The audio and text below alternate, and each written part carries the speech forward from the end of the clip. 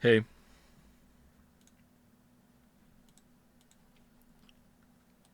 hey, people.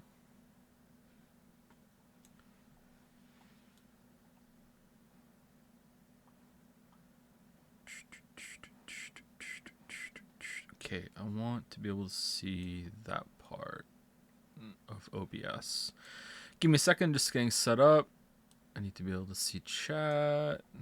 Do I need to be able to see chat? Yeah, of course I need to be able to see chat. Okay, let's move that down.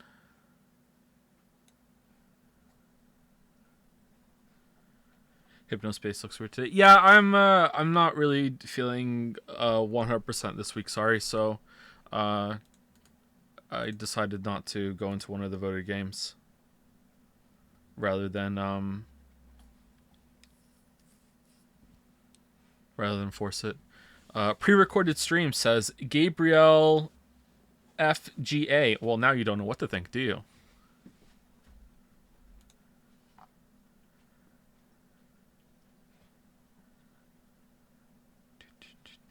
Not pre-recorded confirmed, says Snack today at 1:19 p.m. in Dragon's Den. Now you don't know what to think. Now you have no idea. Do.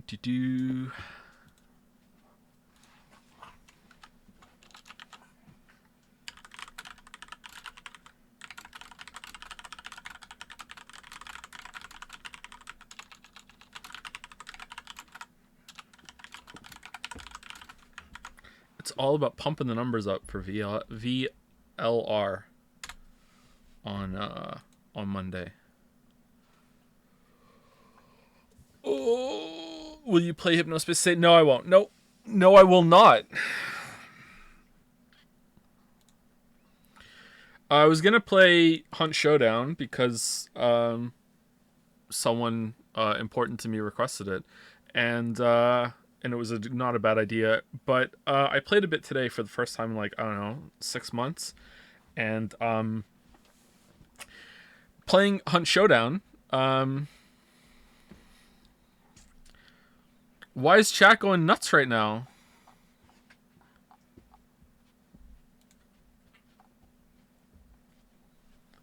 Did the notifications just go out and that's what everyone's coming in? Like, okay.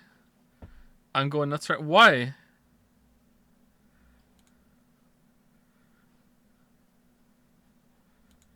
What is this? It's a stream. What are you talking about?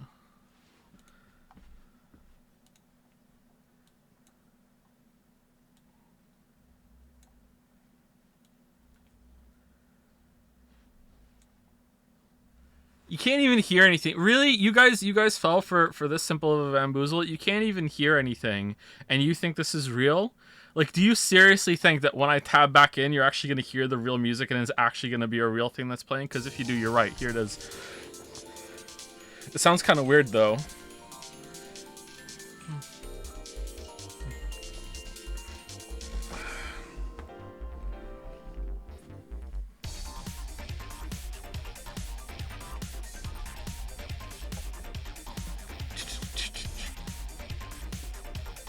Anyway, I was gonna play Hunt Showdown, but instead we're at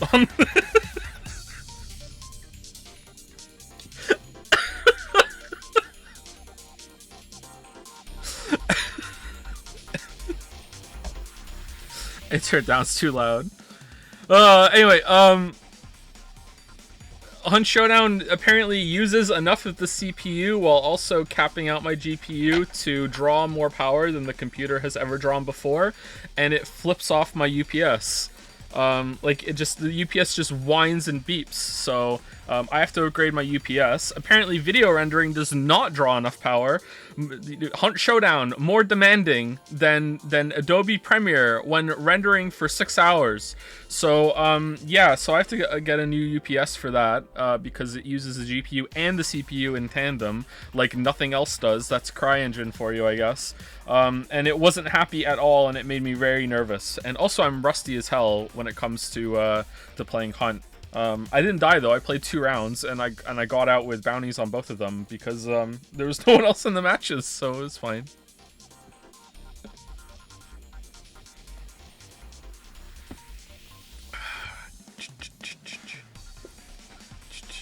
Is this another voted game? Yes.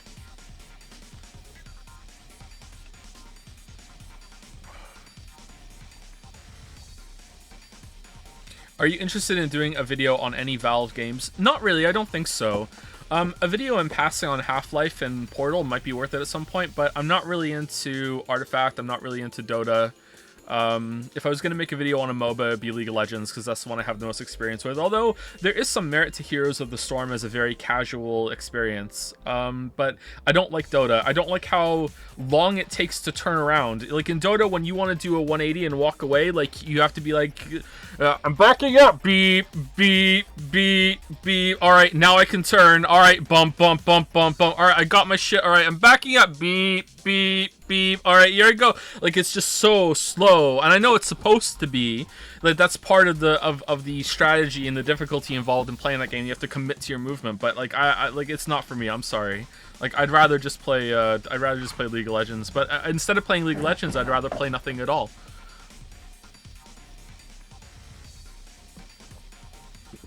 Different characters at different turn rates as part of the game balance. Yeah, I completely 100%. I'm not criticizing the game as like that's bad game design. I just don't like it. It just feels clunky for me to play. A lot of fighting games are like that for me too. Actually, the only fighting game that I've ever really gotten into has been Smash Brothers. I have tried Street Fighter, Mortal Kombat, Soul Calibur, like a bunch over the years. I played a little bit of Guilty Gear recently, not recently, a couple months ago, and I want to try and see if I can enjoy that. But there's something kind of clunky about movement in fighting games, and again, I'm not saying it's bad, I just don't really like it. The game feels kind of bad to me, whereas you don't get that in Smash Bros. So I really like Smash Bros for that. Jumping around and moving is just really good in Smash Brothers. I watched all your videos on Xenoblade 2 and I'm in the middle of Death Stranding, and oh boy are they entertaining. Oh, I'm glad you like him, Deselli. Eventually we're gonna have to stream Xenoblade Chronicles 1 and Xenoblade Chronicles 3. What am I watching? This is called, I don't know what this is called. Hitsune Miku Beat Pancake Mix Alpha Beta Sigma Female. I don't know what it's called. Isn't this the character from that game where all the game consoles are waifus? Like, I don't know. Thank you for the gift subs, gluten-free guy. Thank you very much. I smell bait, pre-record. Hey, it's not pre. Look, I'll move the mouse right now. Here we go. There she is. There she is. Another pose because one wasn't enough. And here we go. Now the Joffrey twins, Teddy and Teddy 2. And okay, this one I'm actually interested in. All right, music Yusuke. No, thank you, Lost Mermaid. Oh, she's back. Oh, we've gone through them all. Okay. Gallery.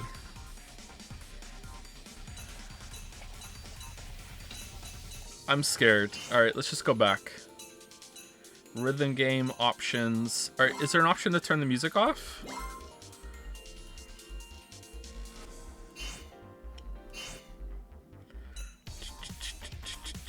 Let's leave this one on for reasons. Twitch tells me I'm a sub. Kinky. Nice. As someone who once took a BDSM quiz once, I'm an expert in that sort of thing. What can I say? I like the color red. Wasn't it a quiz?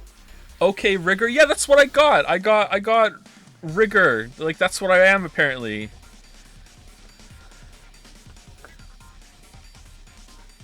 Planning on voting today? I'm not in Ontario. It doesn't seem to matter.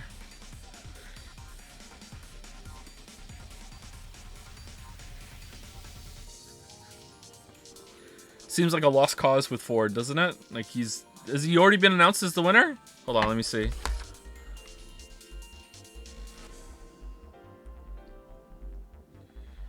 Ontario election. Doug Ford has biggest lead of entire 2022 Ontario election campaign poll. Nice. All right. I don't know enough about politics. Political Hatsune Miku stream. Is it Hatsune? I thought it was Hitsune. Am I correcting you? Oh my god. Is it not even Hitsune? Is it Haitsune or something? Mr. Streamer Joe, can you give me monocoins, please? I actually cannot, even if I wanted to. And believe me, I do. Hatsune? Really? Isn't it a... I can't believe so many of you know this. Isn't it spelt with an I, though? Okay, I typed in... I swear to God, I typed in H-I-T, and it brings up Adolf Hitler. Why... H-I-T... Why is the first result Adolf Hitler?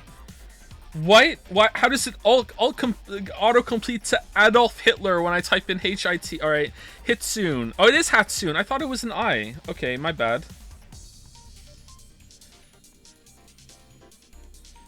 I type in H-I-T on my phone. Here are the top ones that it comes up with, okay?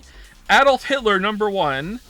Hittia, I don't know what that is. Hit Monkey, number 3. And then the movie Hitch with, Will Smith in it on number 4.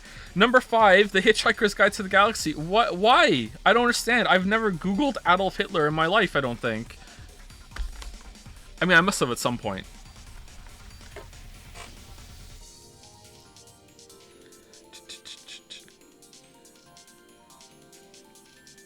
Are you a weeb? Be honest, I'm not a weeb, no. I just play one on Twitch.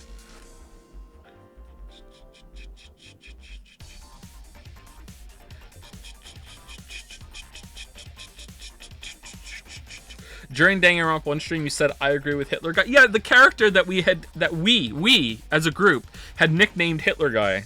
That guy. Because he was a huge punctuation Nazi.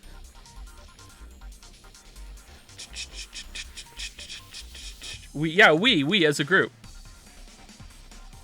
Can you play Disappearance of Hatsune Miku first, please? Oh, am I going to be lost when it comes to this? Like, is it an ongoing story? Thoughts on Ender Lilies? I'm just debating if I should make a dirty joke. No, I'm not going to. I've seen it, but I haven't played it. It looks somewhat interesting. I don't know. I'm kind of exhausted with Metroidvanias at the moment. I don't know why.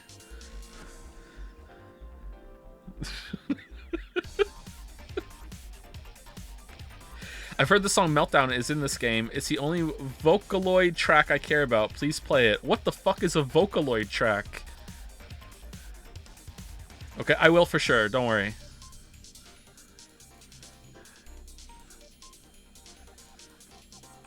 Stop stalling and play the game. We'll play it in 5 minutes. I'm just like warming up. Come on, it's been a while. I'm out of practice. I'm really tired. Wait. Are you saying H when you say H? Yeah, I don't know if it's a British thing or if it's a Joe thing. But I pronounce the letter H as H, not H. Sometimes I will probably say H because I'm just a mess of when it comes to different cultures. But I usually say H. Like, if I say HP, I will say HP instead of HP. It's not a British thing. It's a being wrong thing. Maybe it's in certain parts of Britain they say H. Alright. What parts of the world pronounce H as H?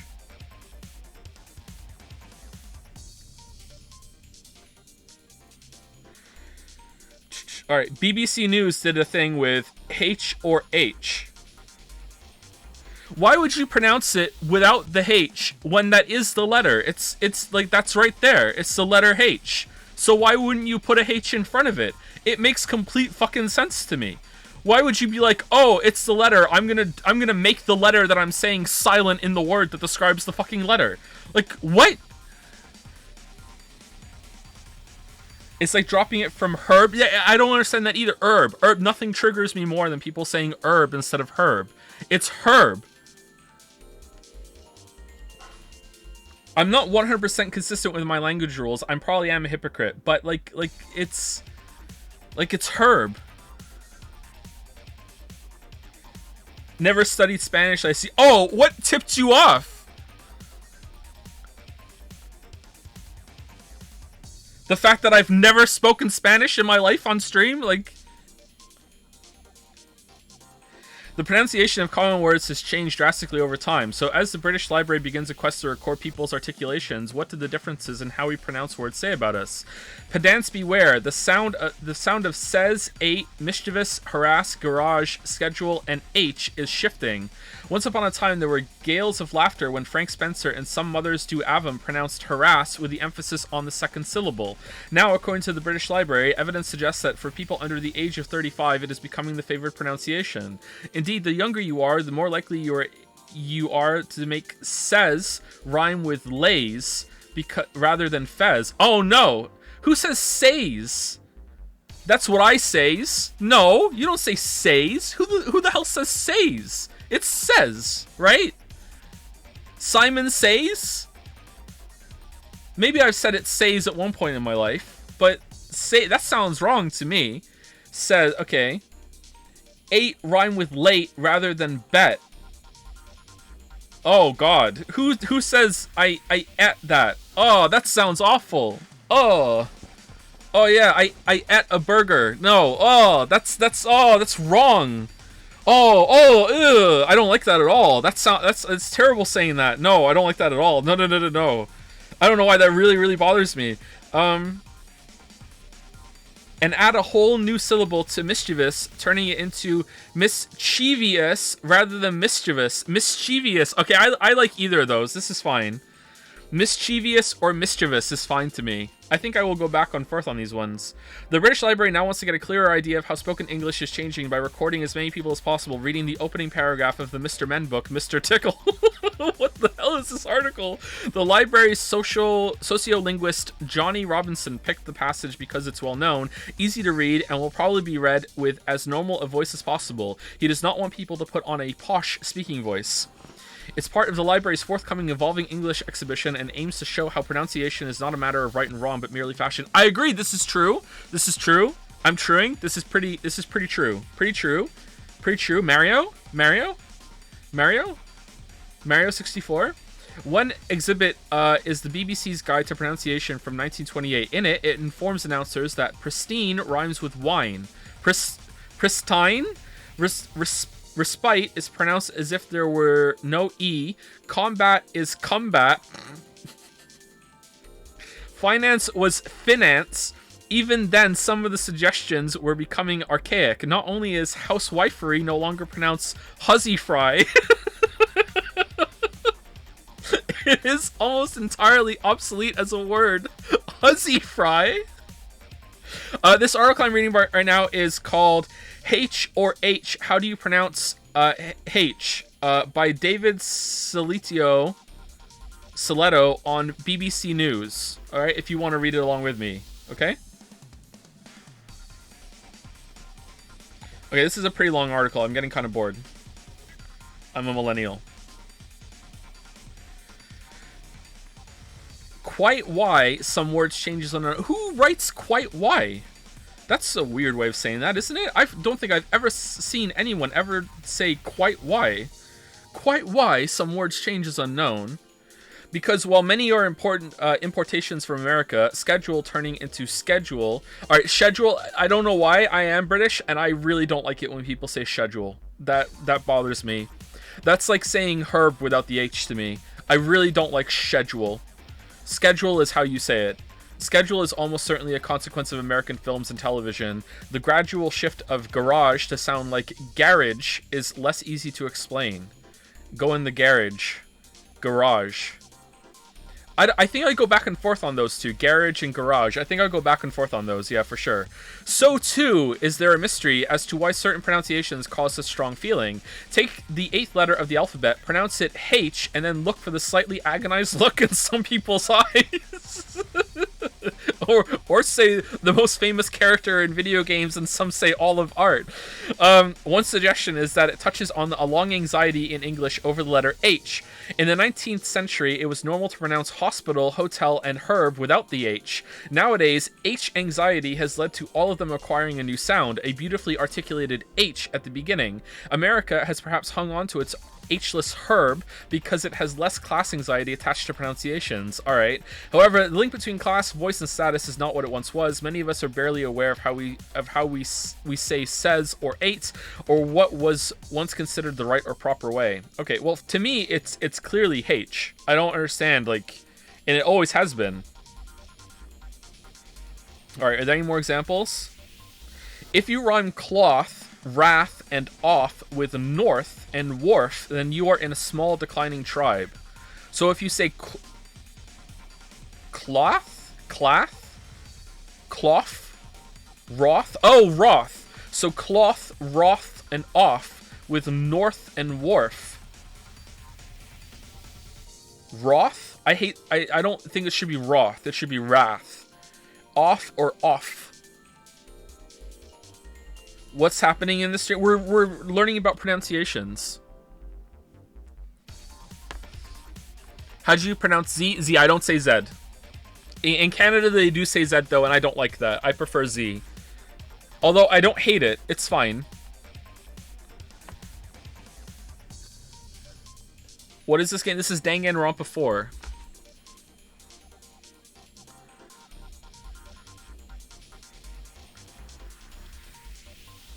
How do you pronounce 0? 0. Zeto.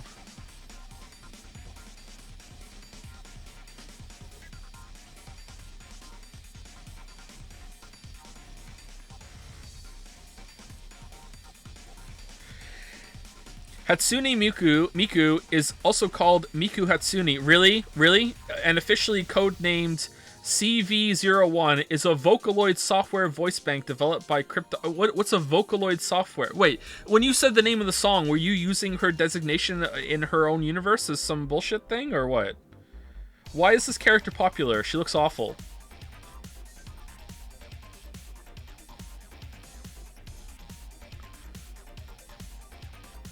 Just lost viewers. Welcome to Vocaloid lore. Okay, oh wow, so people are angry.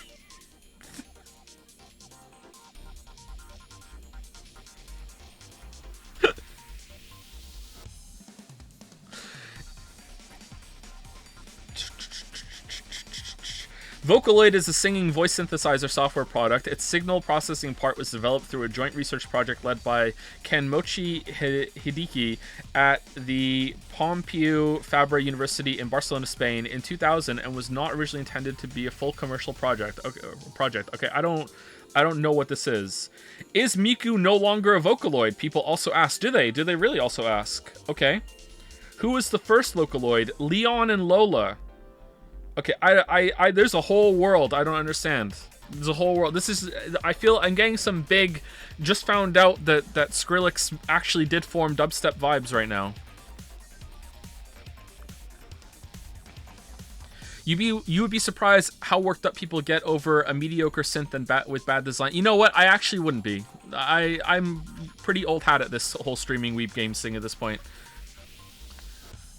It's a whole new world you can explore. Nah, I'm good. Just so you know, Hatsune Miku is not an anime. Miku fans are very ardent about this. Really? This is not an anime. This is not an anime. What is this then? Is everyone else here an anime? Anime? Anime? Anime? Anime? Not anime?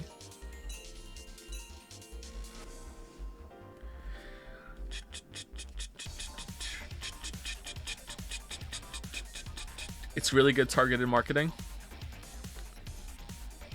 I love how I know when someone has just joined the stream because they say, what the fuck? It's a Vocaloid. That's just an anime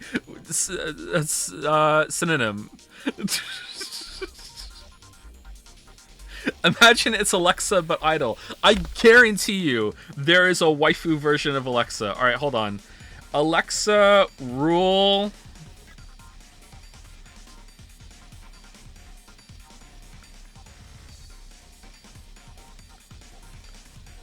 Yep, there she is. Alright. She kind of looks like Hatsune Miku to me.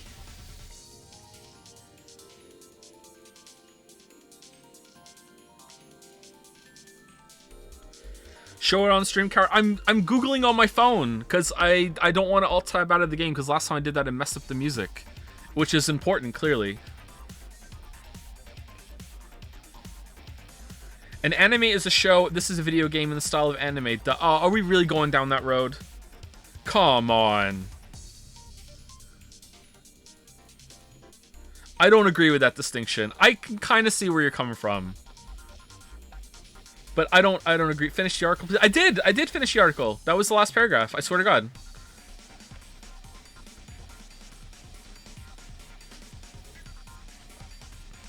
Play the game, Joe. In a bit. I'm just warming up. Like, let me get back into the groove. I've been gone for like 2 weeks. I'm really tired.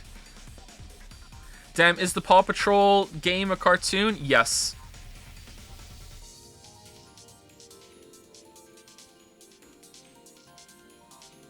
Weren't expecting that answer, were you? Thoughts on Brandon Sanderson? I do not have any thoughts on him because I haven't read anything that he has written. I did read a book. I read I read Project Hail Mary by Andy Weir, the guy who wrote The Martian. And Artemis. I have that too, but I haven't read it yet. Good book, was it? Was it? It was alright. Yeah, it was good. They're like, I liked it. I prefer The Martian. Have you read Crime and Punishment? I gotta read for college. I have, but don't ask me questions about it because I can't answer them.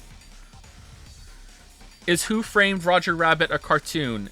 In parts, yeah. I would say it definitely contains cartoons, but how much of it is a cartoon, I'm not sure. But like, it has a live action guy in it, so I can't, you know, say the whole thing is a cartoon.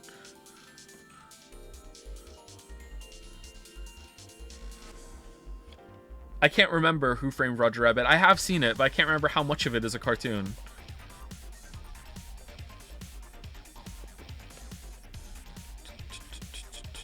Is Mahjong stream still happening? Oh, you know it. What's your main in multiverses, and why is it Shaggy? I don't know what multiverses is. They put Shaggy in a game? The singer? Like, does he sing his songs while he's fighting?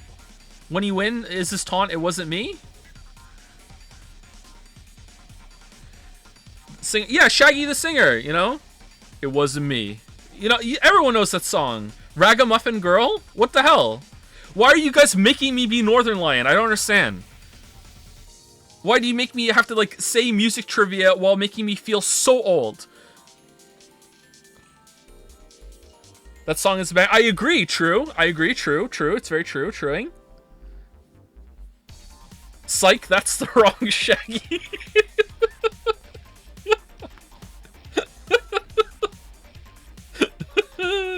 He's bald. I'm actually not bald. I'm less bald than I was a few years ago, actually. I don't know what's going on with that. I started taking a vitamin D supplement. I didn't take it today. Oh no, I started taking a vitamin D supplement. Maybe that's making my hair grow back. I don't know. Like, legit, I'm not lying. I'm less bald than I was a couple of years ago. I don't know why. Are you mauled though? Yeah, permanently mauled, yeah.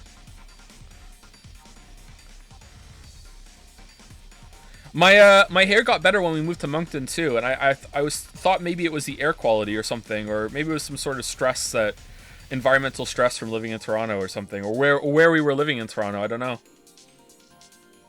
What's your favorite book of all time? Catch-22 by Joseph Heller. Like, easy, like nothing even comes close to it. That's my favorite book. I fucking love that book. I love that book so much I've read it twice. I don't read books more than once typically. My favorite fantasy series is the Witcher series, but before that, it was the Farseer Trilogy of Trilogies by Robin Hobb. I really like those books as well, but I read them when I was young, and they're very important to me because I read them when we moved and I had no friends, so I just got lost in these books. And now that I'm older, I still don't have any friends, but I'm just used to it now, so yeah. I really like those books. My favorite author, though, is John Irving. I really like John Irving's works overall, but my favorite book is Catch-22. I shouldn't like John Irving, though, because he's like Charles Dickens, man, and it's just like very, very long, sometimes kind of tiring, exhausting plots. But I just find that his prose is excellent, and he does a lot of work putting plots together. That everything just flows so smoothly, even though like when you objectively measure it on a page, usually there's not really that much happening. But for some reason he makes it work, and I really like John Irving. I haven't read all of his books though. Like I've read I think maybe 4, so I still have to read some more. But The World According to Garp is probably number 2 on my list for books, right below Catch-22. I love The World According to Garp.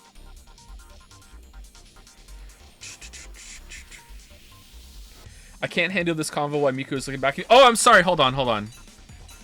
There you go.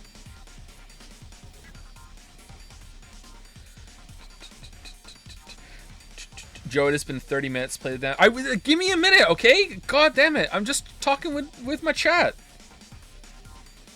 Does this thing on the screen have a name? What is this zipper bra she's wearing? Is there like another half of this that she zipped off and took away? Mommy.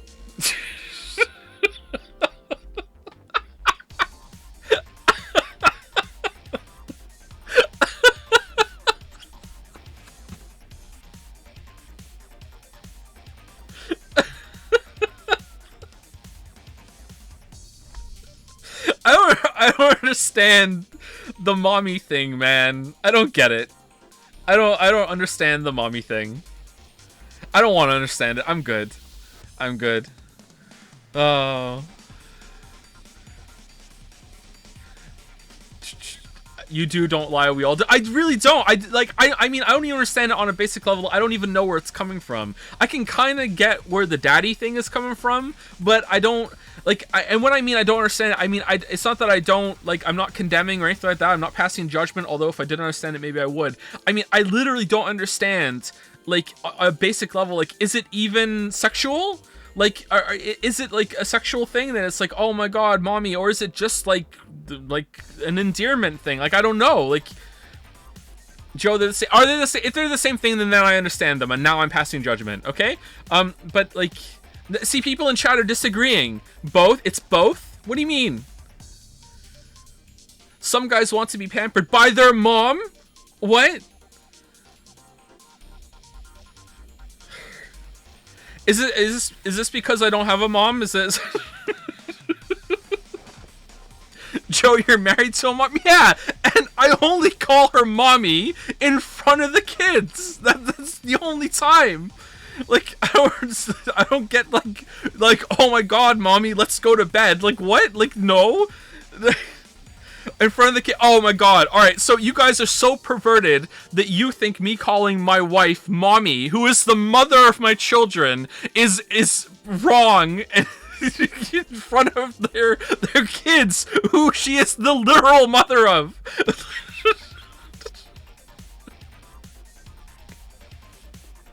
My god, where's society gone wrong? Oh my god.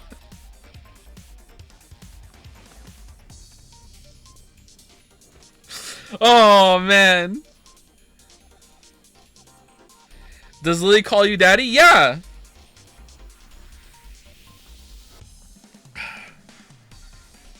In front of the kids, yeah. In front of the kids. Only in front of the kids. Only in front of the kids. That's the only time. I'm emphasizing it to make it really clear that is the only time.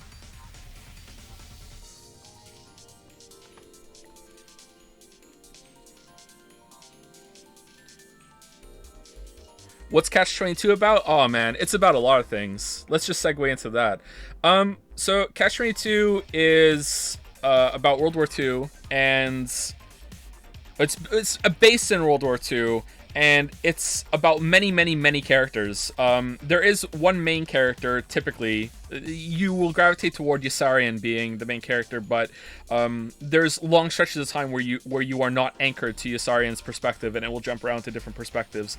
And it's basically just the chaos of being at war and Yossarian trying to survive, and how people deal with that. It is primarily a comedy, but it has some very serious and somewhat dark moments. I wouldn't call it a dark comedy, although it could definitely be seen as a twisted one. But it is a very funny book. I would say it's not quite as wacky and just outright silly as Douglas Adams, but it's definitely in the same field as Douglas Adams in terms of how it's approaching the tone of it and everything.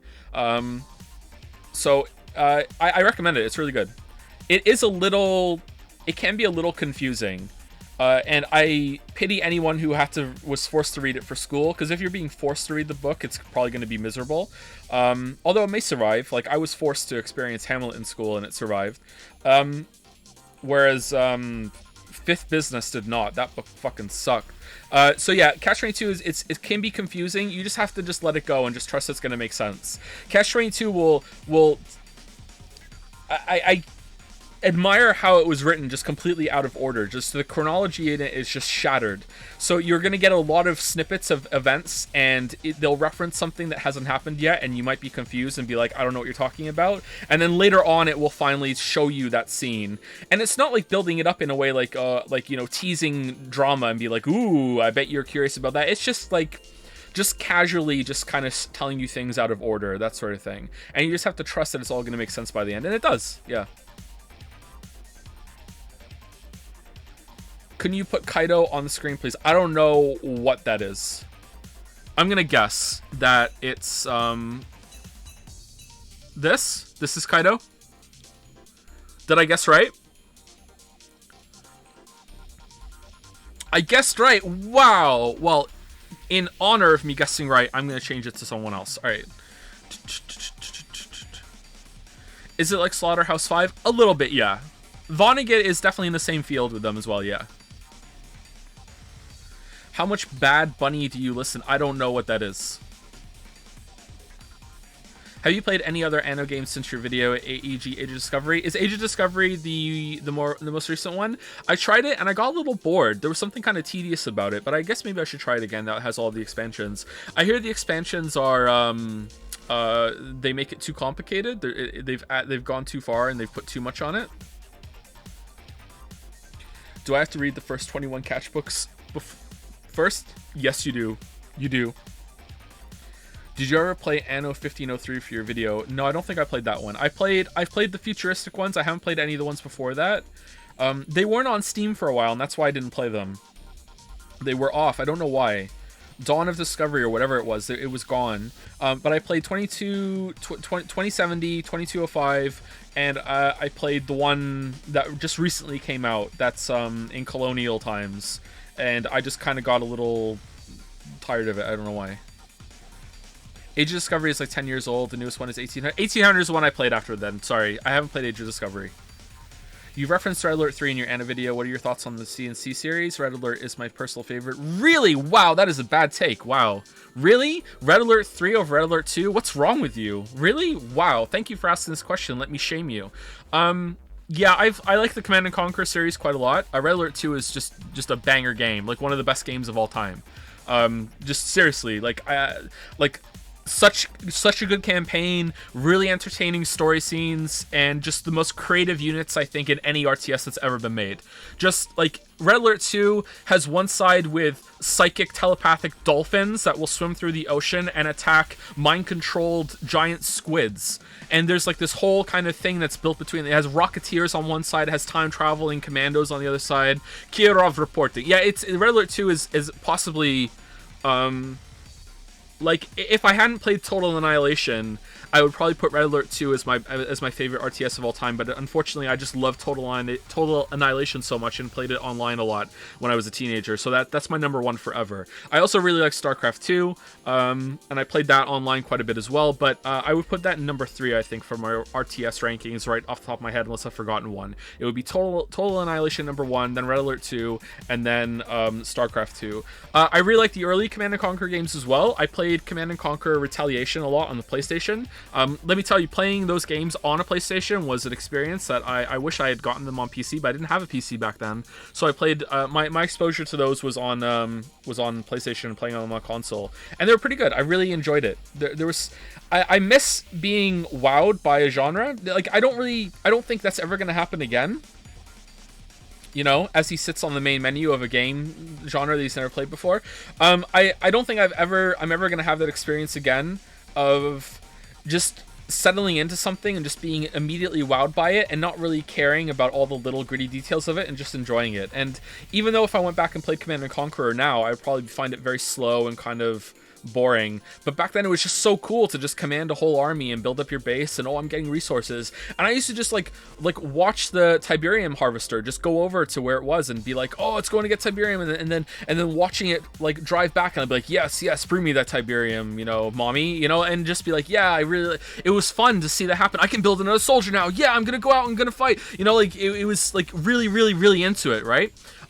So I really like that, and it's one of my favorite genres, but there hasn't been all that much to it that like not a lot of progress in that genre for a while. I don't know why. Maybe they capped it out. Dune 2000. I played Dune 2000 as well. Dune 2000 was fun. That was that the one, or was that Emperor Battle for Dune, or is that the same game with a different name? That was interesting because it had like a whole map, and you could take over areas, and then areas that you already conquered could get attacked by the opposing forces later on, and you had to defend it. So now you were the defender on that, and that was a really cool system. I don't think another game has done all that well that I've played since then. That was a cool game. I never finished it. I don't know why. It was too hard for me, or something about the research got out of hand. I'm not sure. I'm sorry, did you say get me the Tiberium, mommy? No, I didn't say that. No, that doesn't sound like something I would say. Thoughts on Supreme Commander? I didn't like it. It felt like it was too cold and impersonal. It felt like you were... Like, I understand that the appeal of Total Annihilation is that you have the big, huge mechs going in, like big, huge armies clashing on the field, right? And that you have like Total Annihilation. I can make a video on Total Annihilation really easily, and I think I will one day because I love that game so much. I just feel like no one would watch it, but whatever, who cares? So the appeal there is that you have like a big macro scale of like huge. It's like it makes the battles macro, because usually in an RTS you have the macro versus the micro, and the macro is when you expand your base and you get more resources to build more shit, and micro is when you're actually controlling the units and you're actually sending them against each other. Well, in Total Annihilation, it's just all macro, and sometimes it can even be like the resource gathering can be the micro end, because you have to really set up your base as fast as possible. You have to be like build, and then go snap over and just send like waves of units that are constantly being pumped out of factories that you can just set to automatically make shit. And it was a really good balance. Whereas I feel like in Supreme Commander, they zoomed out way too much and it was way too impersonal. And instead of seeing these units clashing, it just looked like colors just smashing against each other when the lines were fighting. And also, I didn't feel like the units had any personality. Whereas like in Total Annihilation, I distinctly remember like the Pee-wees, the Flashes, the Instigator, the Berserkers, the Goliaths. You know, I can name some units still. All these years later, I can still remember some of those. The Mavericks. Like, there were some really, really cool looking units that had cool names in that. Whereas in Supreme Commander, it just felt like it was like Robot 1, Robot 2. Now you have Advanced Mode. You can build Robot 3 and 4. You know, it was just really, really, really boring. And I felt like it didn't have enough personality. So, even though it seems like a good progression for what it is, yeah, I just didn't like it. I don't know if you want this. I wanted another coffee. Oh, thank you, Mommy. So, I'm the mommy. Yeah. But we're not friends? What do you mean? So I was listening to the stream, and you said that you don't have any friends. And like... So no, we're not friends. This coffee, can we be friends now? No, I think you've greatly misjudged this relationship. Of course we're friends. Thank you, Mommy. You're welcome what? You're welcome what? What? You're not gonna say it? You're welcome, Daddy. Thank you. Holy shit, why'd you have to say it like that? Oh my god! Holy shit! Holy...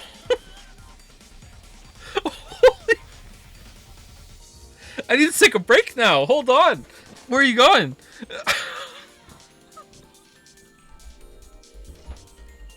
How's it going, chat? Oh, that's a hot coffee. Oh, man. I actually do need to pee, but now it's going to look suspicious. All right, I'll hold it. Should we put a new one on screen now? Let's put these on screen. I don't know who these are.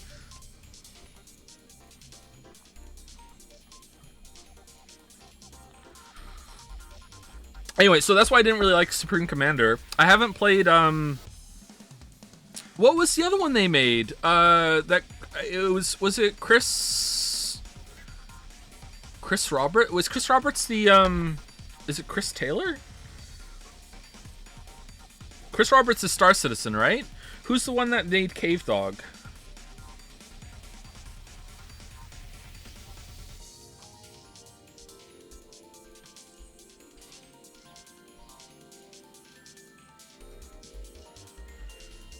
Chris Taylor. It is Chris Taylor, not Chris Roberts. So Chris Taylor is the one that was the creator of Total Annihilation. All right, so didn't Chris Taylor go on to make a different one after that, or he made Dungeon Siege? I played Dungeon Siege. Dungeon Siege was kind of boring.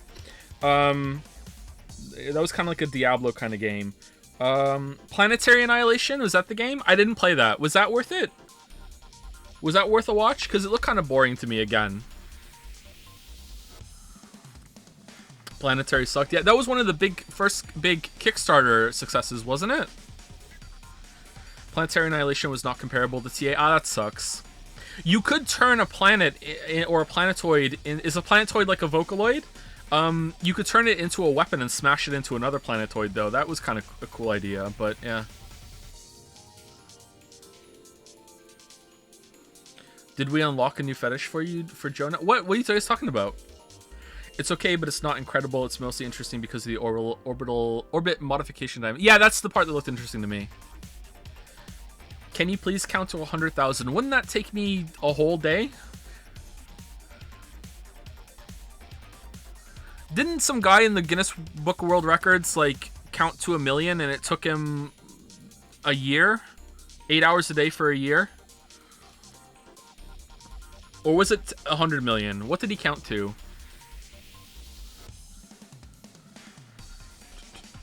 Who even verified that? He streamed it. He streamed it.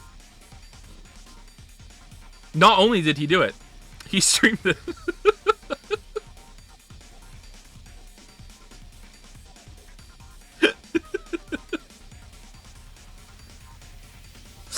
At least 100. All right, why not? Okay. 1, 2, 3, 4, 5, 6, 7, 8, 9, 10, 11, 12, 13, 14, 15, 16, 17, 18, 19, 20, 21, 22, 23, 24, 25, 26, 27, 28, 29, 30, 31, 32, 33, 34, 35, 36, 37, 38, 39, 40, 41, 42, 43, 44, 45, 46, 47, 48, 49, 50, 51, 52, 53, 54, 55, 56, 57, 58, 59, 60, 61, 62, 63, 64, 65, 66, 67, 68, 69, 70, 71, 72, 73, 74, 75, 76, 77, 78, 79, 80, 81, 82, 83, 84, 85, 86, 87, 88, 89, 90, 91, 92, 93, 94, 95, 96, 97, 98, 99.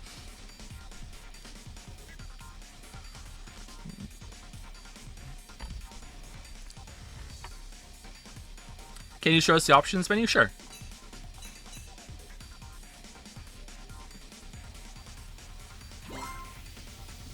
Can I change the song?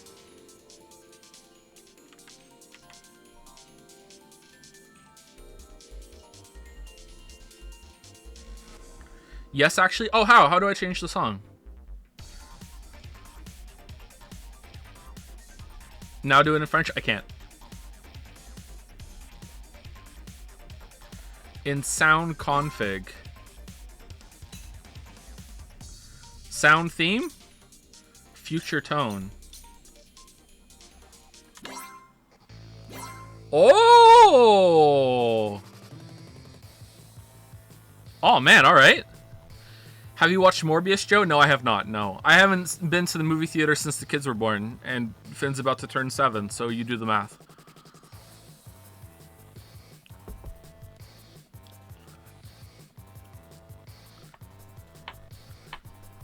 What's your favorite game to play on your phone while pooping? I don't play any games on my phone.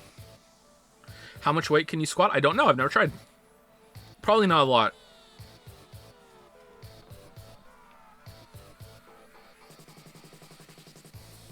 Have you watched Princess Tutu yet, or are we going to watch it all together? I don't think we're going to watch it all together. I have not watched any of it yet, no. I have received instructions on what version to watch and everything, though. Did you play the Demon Souls remake? The facial animations are creeping me out. You mean Shrek Souls, where it looks like Shrek? I played it only a little bit for the Elden Ring video. I have it. I have a PlayStation 5 now. It took me a while to get a PlayStation 5. And I haven't played any games on it yet, because I just haven't. And, yeah, I thought it was interesting. It felt, in terms of game feel, it felt a little floatier than I remember the original being. And I don't know if it definitely has much higher graphical fidelity, and it was appealing to me visually. But comparing it to the base game, I feel like maybe some of the foggy atmosphere was lost a little bit. But I'm not one of those kind of purists that's gonna get too upset about that. Like, I can still appreciate the changes that they made. I thought it was all right. Have you seen JoJo yet? No. Wait, is this stream just a disguised Q&A? It's in the title, my dude. It's a Q&A. It's right in the title. Is there any chance you'll stream the Quarry? Oh, yeah, that we should do that. That looks like it's going to be good. Although David Arquette's model looks really weird in that, right? Go to the song selection menu to get all the songs. Okay, hold on.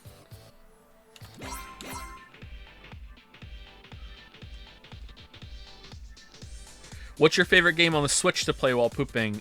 You mean the Steam Deck? You think I'm gonna take my Steam Deck into the bathroom? Like, come on! Like, if that got broken, I can't get another one. You have a Steam Deck? I do have a Steam Deck.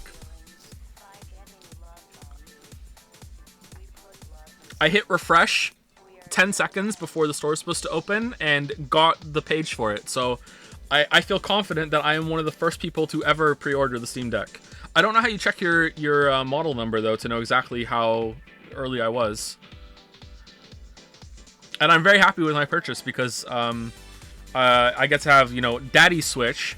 I should probably clarify, Oh, Lily's not here. So Daddy Switch in this case is the handheld console, not, the other thing. And the kids aren't allowed to play with the Steam Deck. And that way they won't break it, because I had a Nintendo Switch before and the kids broke it because that's what kids do. So I will play the Steam Deck while Finn plays the Switch. And lately we've been doing Enter the Gungeon races. Oh, he killed the dragon! He did a whole run by himself, by the way. He killed the dragon last week. He like legit from start to finish, and he did a whole run all by himself and he killed the dragon. He killed it again too.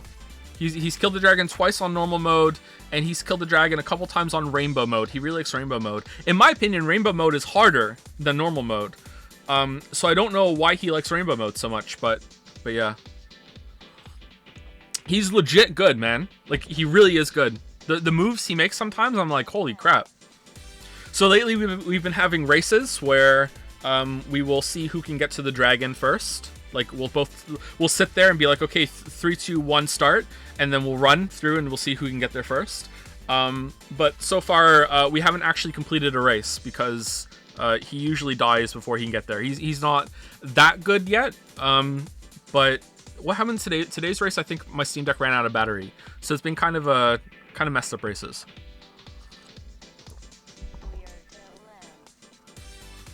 Outgamed by a 7-year-old. Come on, he's 6.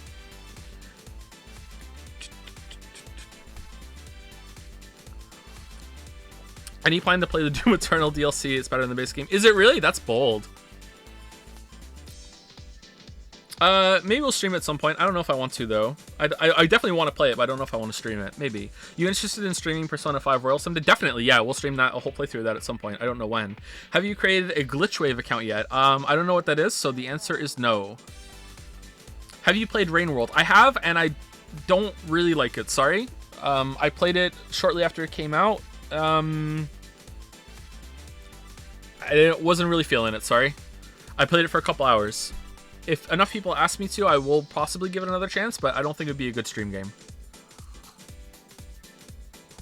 Are you going to play this game? Yeah, of course. I'm just hanging out with my chat for a bit. Would you ever consider playing any Project Diva game? I don't know what that is. Chaos game went... Oh, I don't know about the Chaos game. We should do that.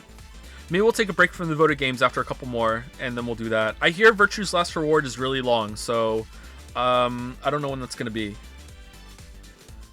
Do you want to hit the gym with me? For sure. Have you heard of Ultra Kill? I've heard it's good.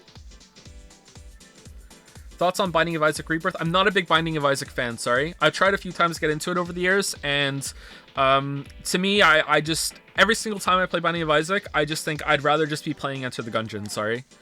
Like, I know that a lot of Binding of Isaac people prefer Binding of Isaac because it's got more creative synergies and items to find, and you can build your character in really creative ways, and I understand that.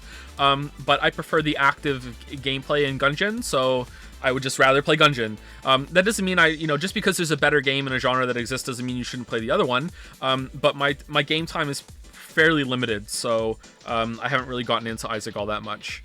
It's also not a game that I feel comfortable playing in front of Finn because it's kind of gross. So when I am like having some downtime and I'm playing the Steam Deck with him, Binding of Isaac is not really a game that I want to go to. Ever tried Heat Signature? If not, I recommend it highly. No, but I've watched some of it's Tom Francis, right? I've watched some of Tom Francis' YouTube videos and I like them. He was doing some Unity tutorials and I watched those a while back. So I'd like to try Heat Signature at some point.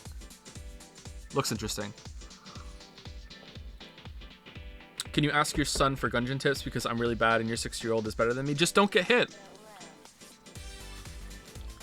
Are you planning to watch State of Play on stream today or any E3 events? So State of Play is in like 5 hours, is it not? I don't know if I'm still going to be awake in 5 hours. I'm on an early schedule right now, so maybe, like, it's possible. I'll see how I feel after the stream. You know, I might be really tired after doing like the rhythm game or whatever the hell this is. Like, I don't know like how demanding this gameplay is going to be, but we'll find out soon. And I don't know like if I'm going to be super tired afterwards or how long State of Play is going to go. I might come back up and fire up the stream and we might watch it. I don't know, but no promises. We'll see. Have you played Crumble? Never heard of Crumble.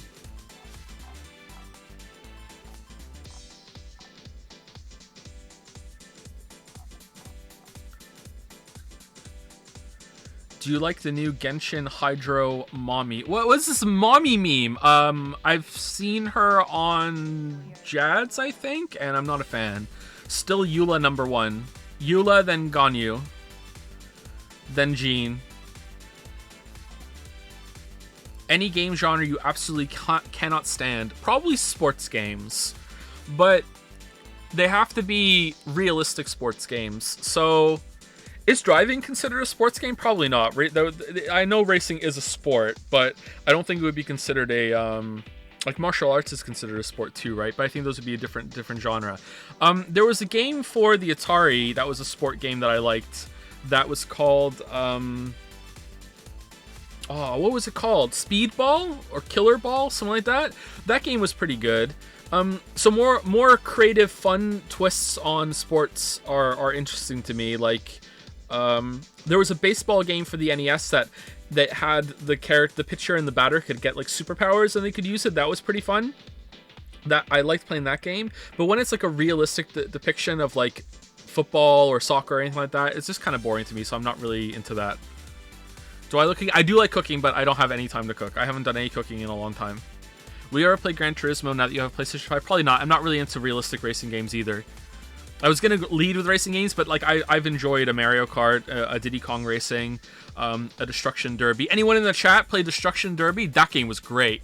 We had the demo, and I used to love like getting... again, it's another example of like a game like Command & Conquer when you're just so enamored by the concept that you don't even play the game properly. You're just messing around with it. Like getting you get all the cars into a choke point and you smash a car and then you park next to it in the choke point and then all the cars smash at you at the same time and you create these huge pileups. Like Destruction Derby was really fun.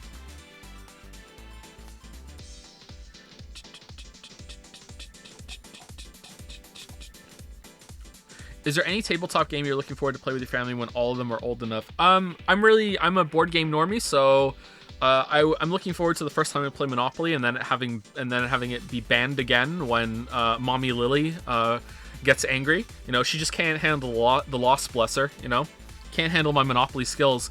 Clue is a fun game. We really like Clue, and I'm looking forward to playing that. But I'm also looking forward to researching some new games and seeing what's what new developments have been made in the board game sphere. Lily and I both like card games and board games, and we don't really ever have time to play it, and there's just the two of us, so we're fairly limited. So that is one of the reasons why we had so many kids, was so we could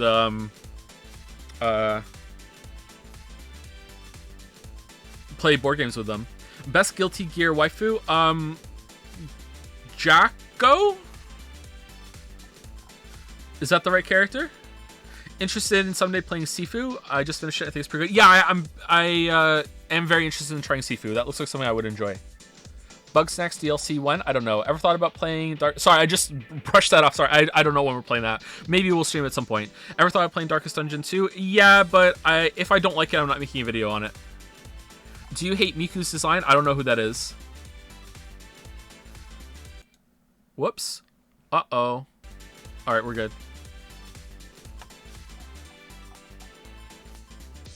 Who do you main in Gungeon? The Marine. The new characters, the one you have to pay credits for, is completely bullshit overpowered and is almost less fun to me because it takes the excitement of getting a good synergy away. But the paradox is pretty good for the variety it can give. Have you played One Shot? I have not played One Shot. No. I like the Marine because I'm just used to my character being blue, and he also has the best starter gun. So I just like the Marine. Do you rate games relative to today's standards or relative to the games of their era? E.g. if a game was the first of its kind. Asking because most of the games you give 10 out of 10 are old, but I haven't played most of them. The games that are old that I've rated highly, I'm rating usually from when I played them back then. If I played Chrono Trigger for the first time today, I probably wouldn't like it as much as I did back then because gaming has changed and has been developed since then, and also I'm a different person, so a lot of my enjoyment of Chrono Trigger comes from when I was playing it as a kid. That's my favorite game. I have a lot of good memories with that. Final Fantasy VI is the same kind of way, although I would be curious to do some studying to see if Final Fantasy VI's story holds up and is still pretty mature when it comes to relative to the gaming landscape, because I feel like it won't be as bad as I think it might be.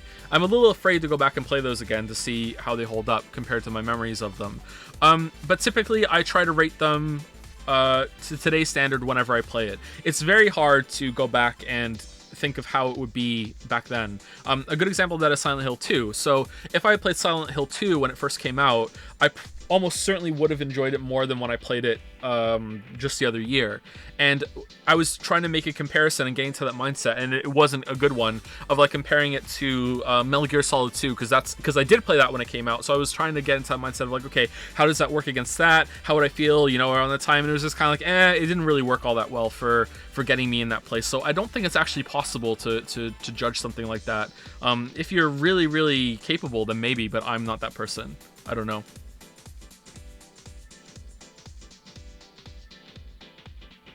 I've been playing games for a long time, so I should be able to do that. So maybe this is a personal limitation of mine. I'm not sure. I replay Final Fantasy VI annually, and it's great every time. Yeah, but is that just because it's like you're used to it now, and it's kind of like a... Let's change it back to the other one. Like you're used to it, and you know all the story beats, and it's kind of like going through the motions. And you're like, yeah, I know this is a good time. You have a positive association with it. I think that's what I'm trying to say. I'm not saying that for sure. I'm just saying maybe. I don't know.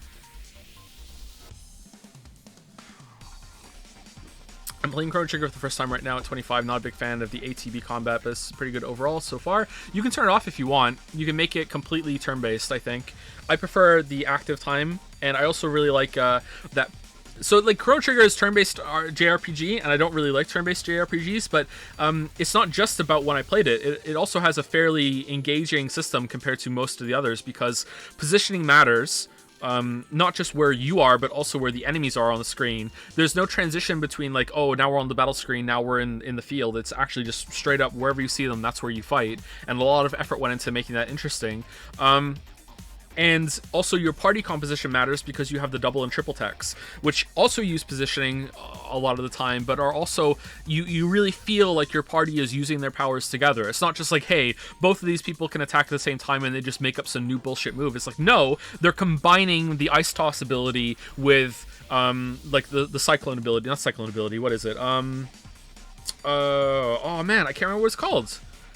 What's the move that Chrono gets right before Luminescence?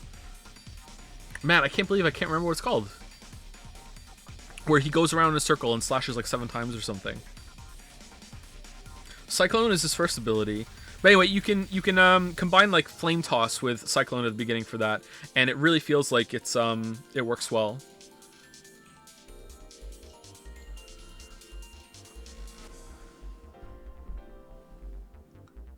Hey, long-time viewer, second-time asker. Are you planning on starting Hitsune Maki soon? Is that on the voted list? I'm not sure. Joe, Lily's talking shits and jads about how you play Monopoly. Yeah, that's typical sore Lily behavior from her. Yeah, I know. Yeah, I think you will really enjoy Fire Emblem. I don't. Lol. Lamayo got him. Can you expand on your comment on Path of Exile you tweeted a while ago? Sure. So Path of Exile sucks. Yeah. So there are a lot of similarities, I think, that you can draw parallels from between games like Hunt Showdown, Path of Exile, and I'm struggling to think of any other that would qualify for this, but I'm sure if I really tried I could think of them. Maybe even Dark Souls. Or Elden Ring. So these are games that are indisputably the best at what they do that you can have right now. So there is no better action RPG out there than Path of Exile. Maybe there is one obscure one on Steam somewhere, or is an Eastern game that a lot of people like, that if I played it I would like it more. Vampire Survivors is another one. These games are the best at what they do, but there is still a much better game than that could be made using these same ingredients and the same kind of concept. So when I say Path of Exile sucks, it's still a good time, and it's still one of the best times. One of the best times you can have in that genre. But what I'm actually saying is that there's still a much better game that could be made here. Skyrim's another one. Skyrim is probably the best game of its type. That is still a much better game could be made of it.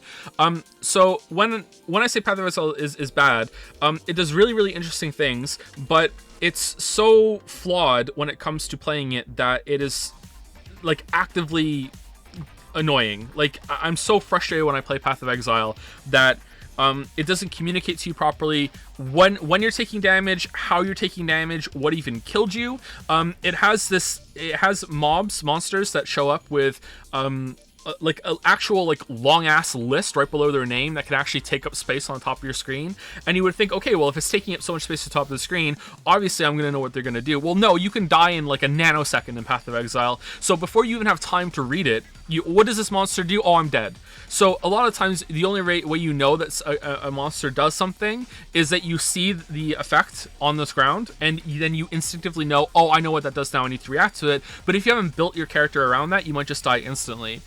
So it's a very frustrating game for just getting in these situations where you're going to be running through an area, and all of a sudden you'll just get clapped.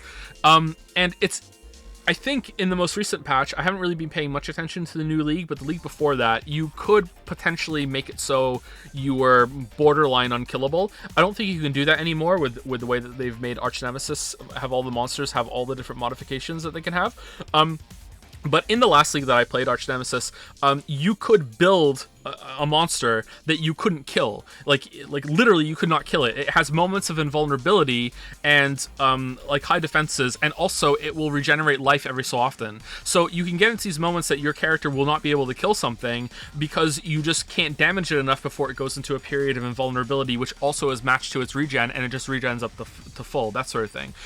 So there's lots of shit like that where you just don't get enough information, and it's just like, I don't know. There must be some university level courses that would lead you to having like highly paid and skilled jobs that would have less complexity and take less time to learn than all the intricacies in Path of Exile.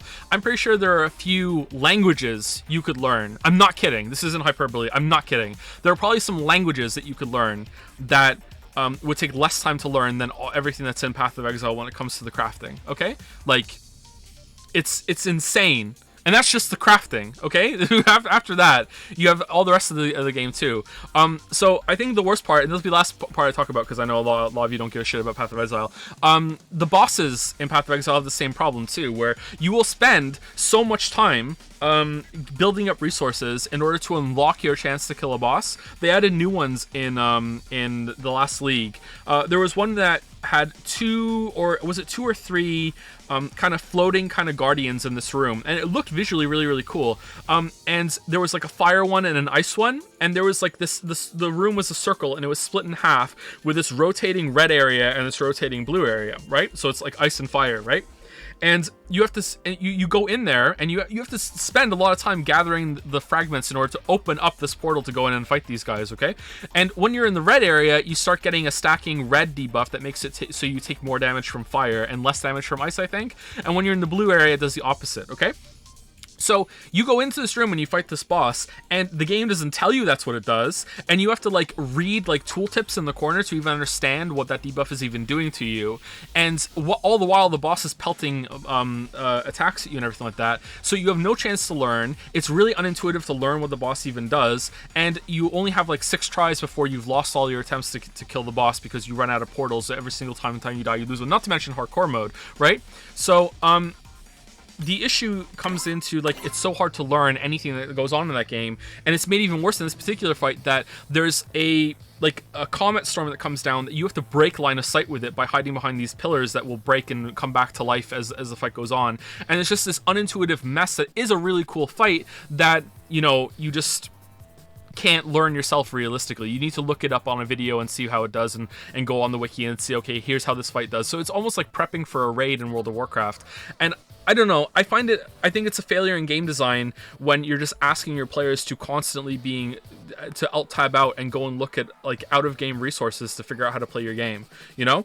So I just don't like that. So if I'm gonna do that, I might as well just play something else or just watch someone play the game, right? And Path of Exile is just the king of that shit. It has too many systems, it has too many crafting things. I love the crafting system, I love the currency, I love Delve. There's so much about the game that I absolutely love. I love that you can effectively play it forever, but it's just so complicated and it has such shit quality of life. It has too many like on death gotcha mechanics where you can just die out of nowhere and not even understand how.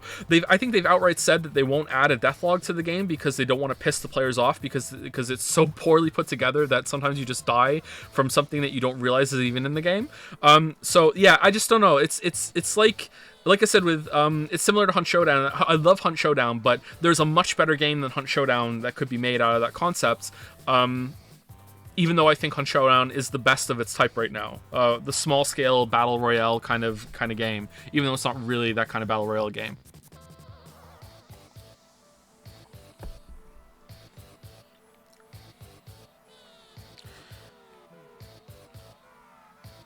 Hey, Big Daddy Joe, have you ever pooped your pants? I have, yes. That's not true. Deathlog is a technical issue. Sure. What's his name? Is it Chris again? Sure, Chris. Favorite weapons in Hunt Showdown? Probably... It's basic, but like if we're talking like I can have any weapon I want and cost doesn't matter, probably the Mosin and an uppercut. I know that's really basic shit, but the sights on the Mosin are just so good, and the uppercut has like such a high damage, and for whatever reason, I know it's the same as the Cadwell Pax and the conversion, but there's something about the uppercut, I land more shots with it. I don't know if it's because I just know that's a more powerful gun. Maybe it has like a higher bullet size or something, and that just helps or something like that. But if we're factoring in price, I really like the Martini Henry. I really like just the basic Winfield. I do what I call Winnie the Pooh runs, where I will just go around on the map with a basic ass Winnie with a bunch of ammo and just shoot everything I can in the head. I'm just shitting all over everything, so I'm Winnie the Pooh. Those are some pretty fun runs, but like I said, I haven't played the game in a while, so I'm really out of it. Do you feel like you play worse with an expensive loadout? I feel like I'm unlucky with an expensive loadout, but it's probably that I just remember those deaths more. Thoughts on Crosscode? I didn't like it as much as others. Really? I love Crosscode. Maybe it's just not a game for you. I really enjoyed it. Really great gameplay. Story is okay. Kind of nostalgic for me because it hits like the MMO kind of era. So even though the story is not what I consider to be something good, it still worked on me, so I enjoyed it. And I just love the combat. What's your favorite game that you wouldn't have played without chat telling voting you to? Probably Danganronpa, I think. Do you plan to play the other Yakuza games? Yes. We'll play Kiwami at some point. Don't know when.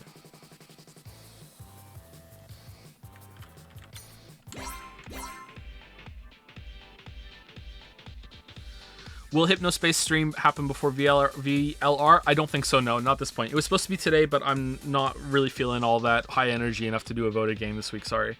It probably would have been fine, but I'd rather not disrespect Hypnospace Outlaw. How do I get more than 3 songs? Do you plan on playing the new Ace Attorney games as 2-in-1? Probably. We'll stream some more of those. I had fun with those.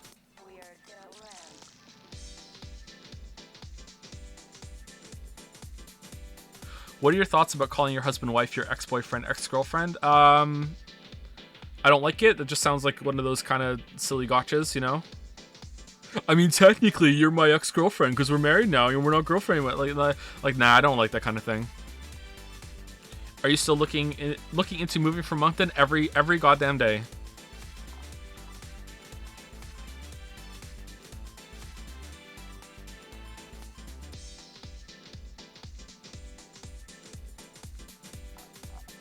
Go to the song menu. There's a song menu?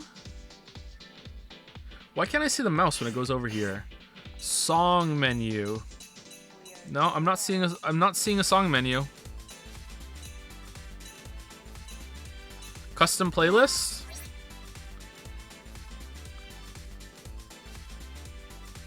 Weekender Girl. Out of Gravity.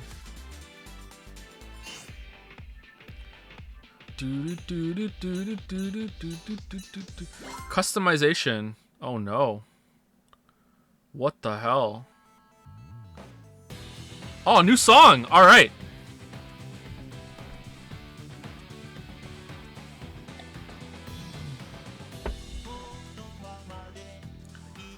All right.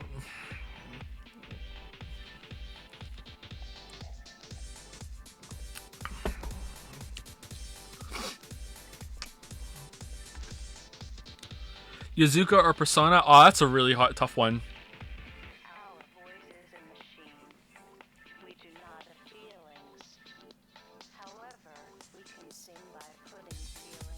I think Yakuza is a better game, but Persona is a better experience. And I'm not saying experience there in terms of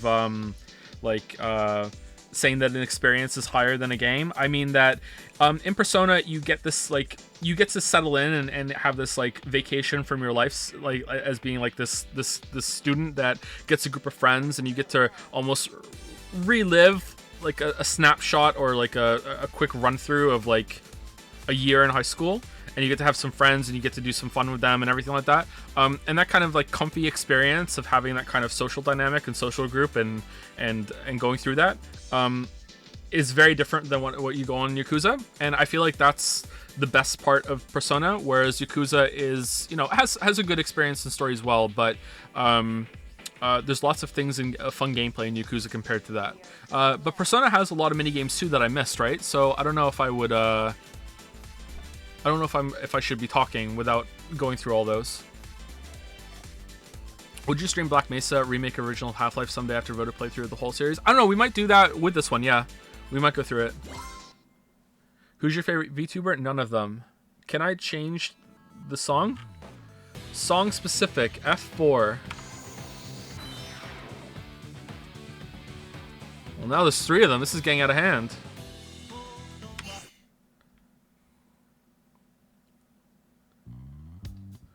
No. No. How do I get out?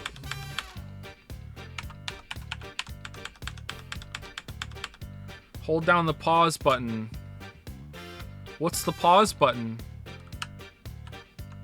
Oh, no. Oh, that sucks. Okay.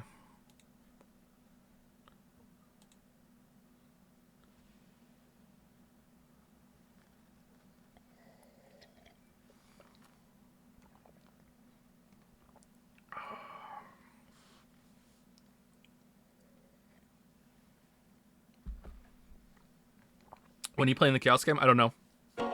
Should we watch the intro?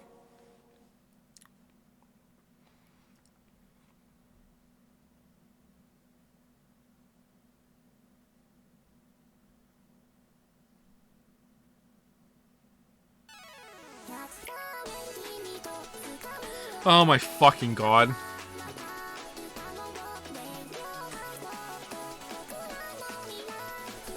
Can you imagine going on an airplane and sitting next to this thing?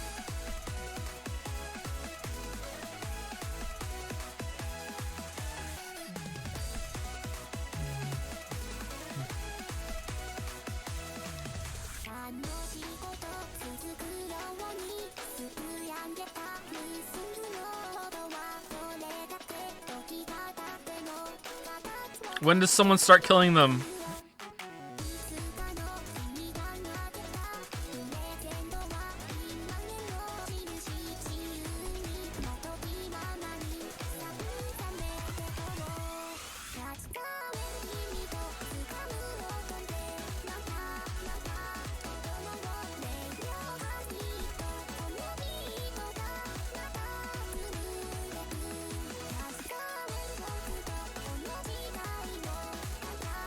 Is this a remake or a re-release? Because, like, visually this is not very good.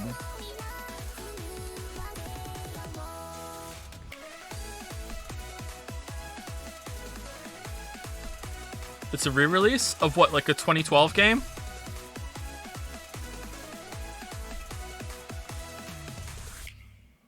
Oh my god. It's a Switch port? Okay, that makes sense, actually. Oh, it is Hatsune. Okay. Hatsune Miku. Mega Mix. Project. This is what we've been playing this whole time. Okay.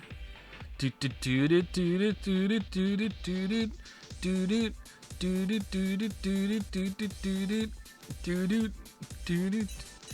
how do I get online store? Nah, that might take me somewhere I don't want to go.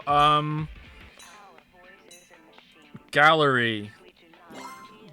Do we have new music here? No.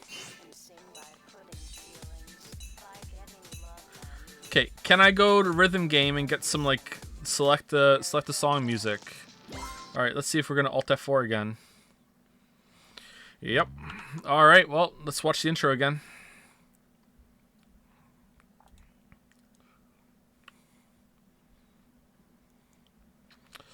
Doo doo doo doo.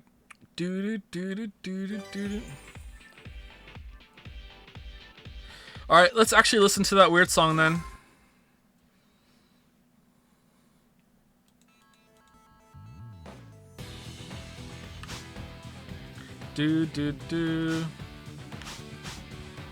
F2 help, I do need help.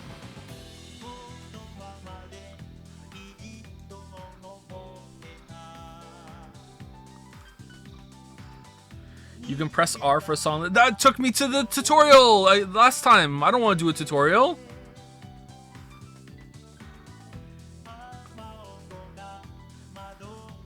T-shirt editor, please. You know what? Okay.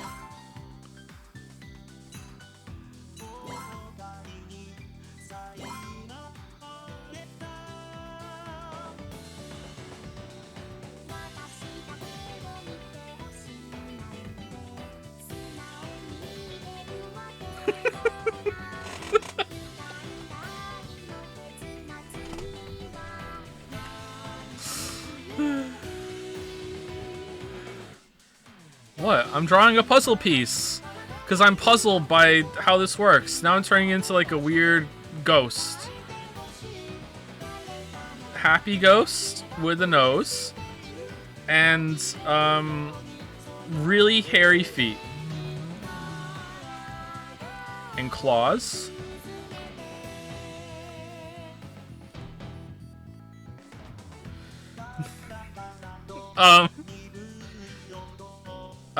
Anime hair? How do you draw anime hair?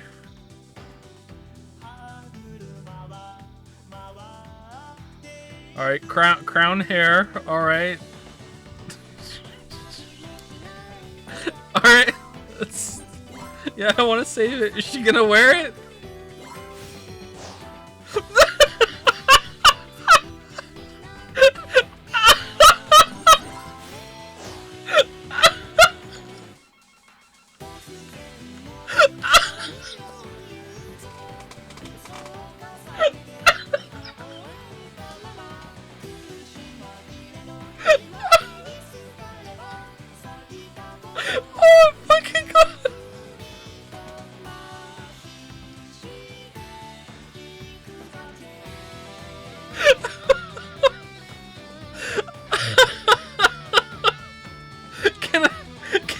draw something on the back too? Hold on, can I flip it? Yes! Alright, what are we putting on the black? On the back? Alright, blue. Blue, alright, here we go. Oh man. Alright, blue. Oh. Okay.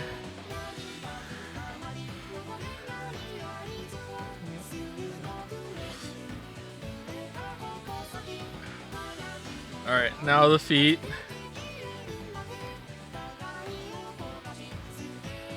What? I'm drawing a banana! Oh, sorry, I didn't put the handle up here. It's a blue banana. What's wrong with you, chat? With long pitchfork. No, let's do four fingers.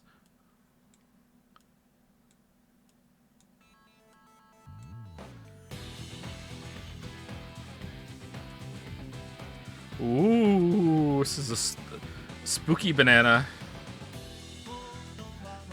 This one's unhappy. Doesn't like their existence. All right, let's switch it to black. This is black at the tip up here, right? Too. All right, can we fill? Oh man, this is really advanced.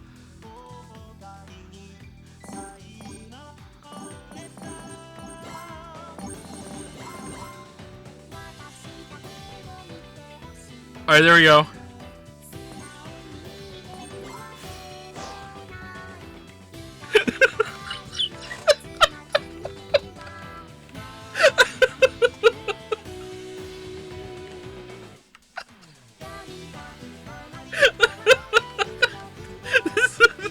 Sorry, I couldn't draw anything better than what's on the front, but like.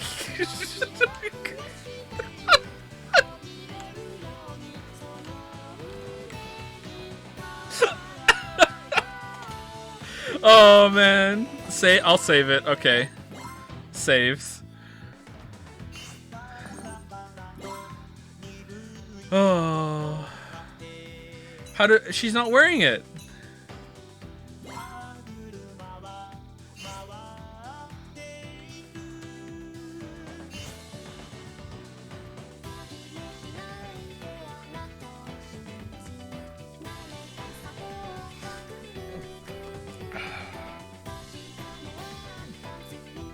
New merch.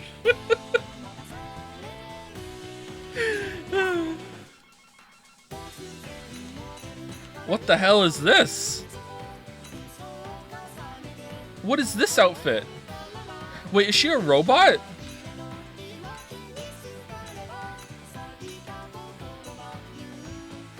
She's a cat? Is there a bunny version? Not that I care. Fairy. Magician. Oh, that one's good. I like that one.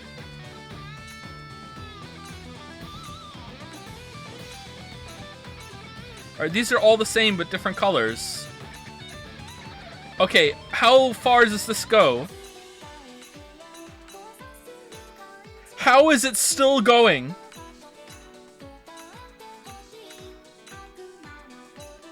Angel. Oh, nice. Sonic style? How is it still going? Oh, recommended. Okay. Innocent. Alright, nice.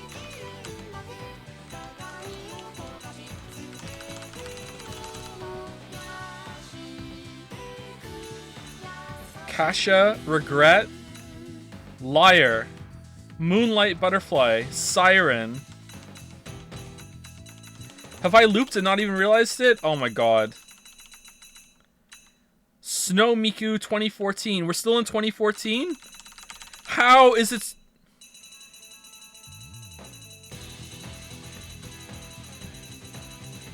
Alright, finally. Alright.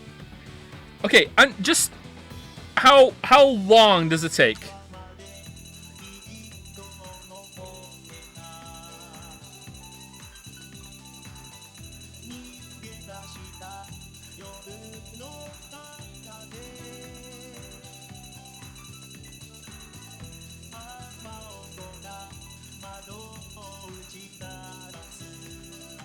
That is just way too long.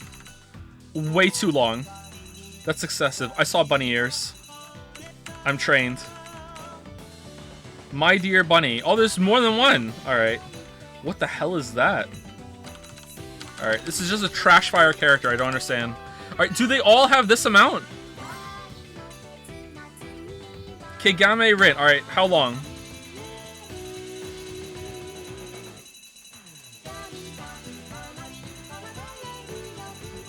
Yeah, that makes sense. Okay. Where's the other one? Alright, Maiko. Alright, let's see how long this is gonna take. Okay, if there's any justice in the world, alright, this has to be at least longer than Rin, okay, and somewhat comparable to Miku. Alright, here we go. If there's any justice in the world, alright, here we go. 1, 2, 3.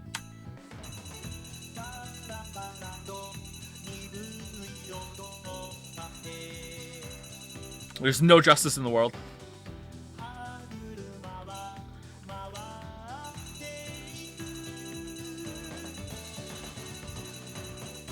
Wow, even less. Extra characters. Why would they add more characters to this? Cyber Dive.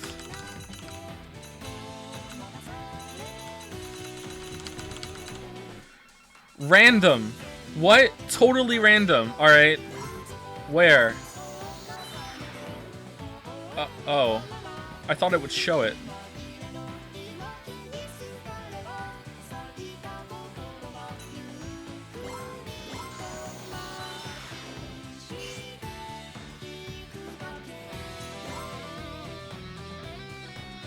Okay, how many... There can't be that many hairstyles, surely. Oh my fucking god.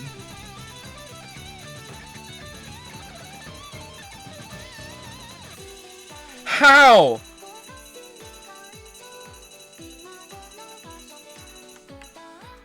What the f... Most of them are still the same hairstyle, too. This is, how many different versions can you do of the same double ponytail bullshit? Alright, what about accessories? Alright, there must be so many of these because it's multi-purpose, right? Whoa, whoa, whoa, whoa, whoa. Yeah, okay. Do we really need a different color of every single one? Okay, there aren't that many. Nice. Great white shark. What does that look like? Buy. Not enough VP.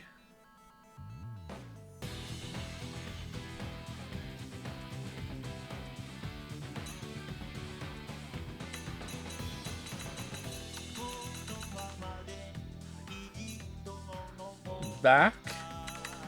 Oh man, I can make like an angel bunny maid. Oh man. All right. All right. So maybe we're gonna play after all. Doo doo doo doo doo doo doo doo doo. Anyway, any more questions? I need to pee.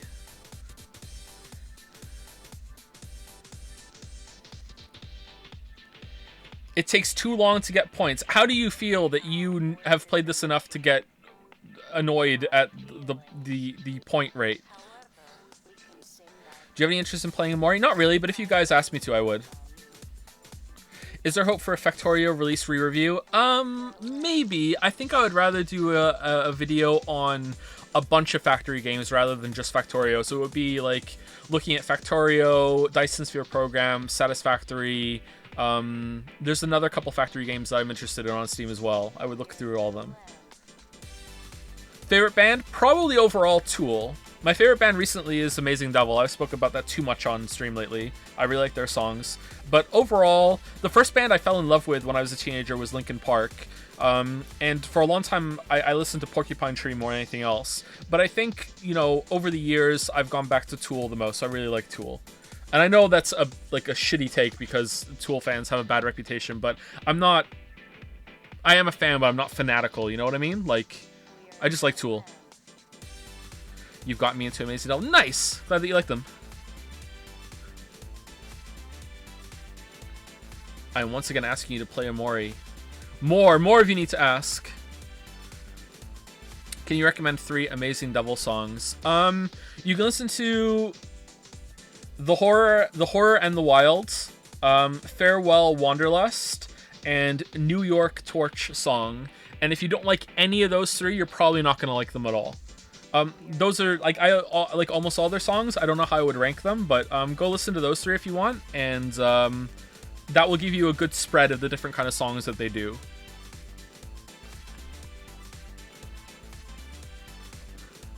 I love Tool songs with odd time signatures are amazing. See, I don't know enough about music to appreciate that part of it. I just like it.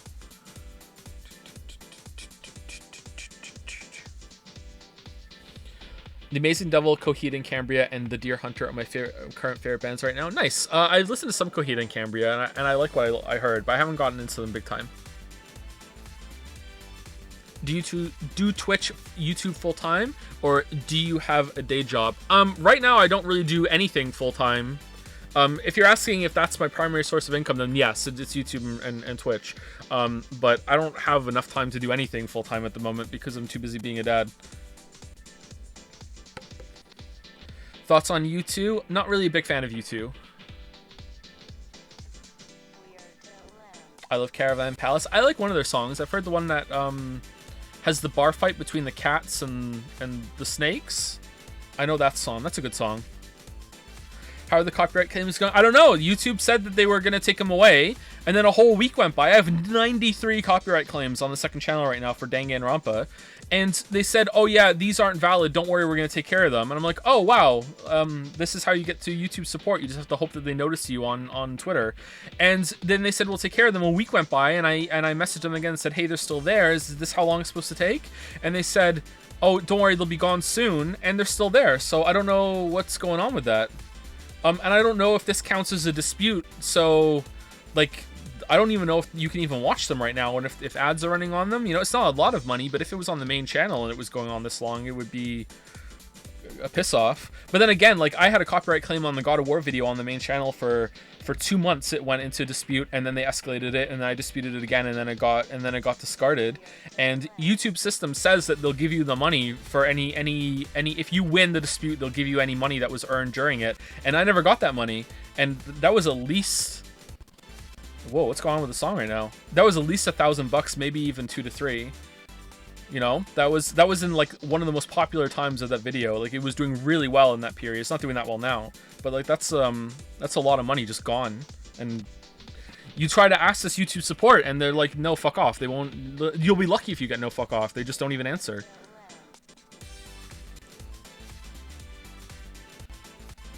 The takedowns will be done soon, Joe. Uh-oh. Uh-oh, that sounds ominous. Why is it skipping?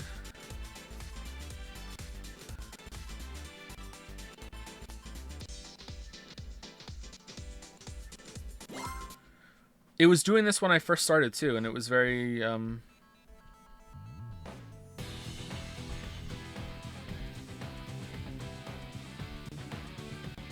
It's skipping here too.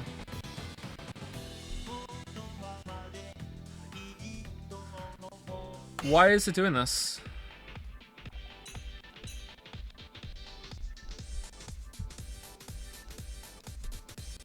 Do I sound okay?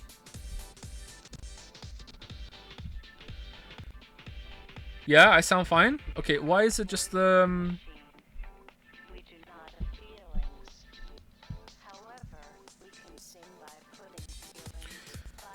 Anything you really hope you can show up tonight at Sony State of Play? Not really. I don't really have any expectations for those kind of shows anymore. I don't know. Like, I have so much to do and play already that it's hard to look forward to things. Like, the only couple things I would be excited for right now would be anything on Silk Song and whatever Morbius Games makes yet next after Outer Wilds.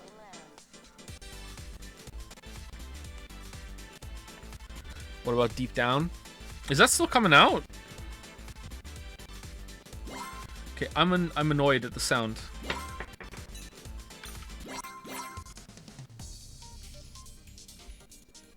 Okay, so it's just the game, huh?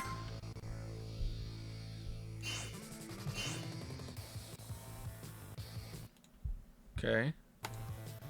I tabbed out. What about whatever Disco Elysium devs do nice? Yeah, that's true. That's true. Yeah, them too. Yeah, that's pretty true. They didn't expect any sane man to sit in the main menu for 1.5 hours. Excuse me, we've restarted Alt F4 style twice, and the first time I launched the game, it did this too, and I was worried, and it was because I Alt tabbed out.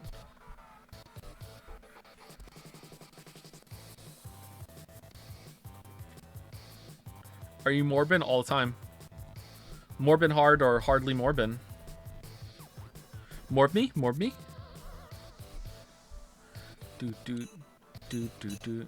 Let's go back here for some reason. I'm excited for Elden Ring DLC.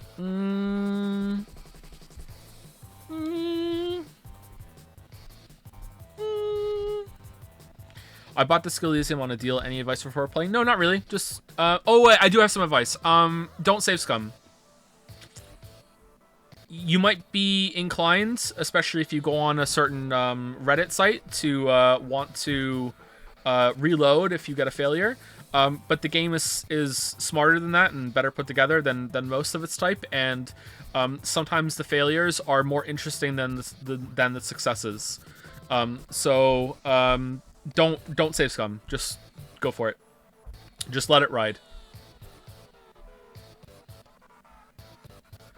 Thoughts on Lego Skywalker Saga? I don't really have any thoughts on Lego games, sorry, but they look kind of fun, I guess. I'm annoyed at this is happening. Okay, I'm gonna switch it back to the other one, and then I'm gonna go pee. And then when I come back, if it hasn't fixed itself, then we're gonna do something else, because I'm not gonna sit here with this on. Be right back. Restart? Okay, let's restart.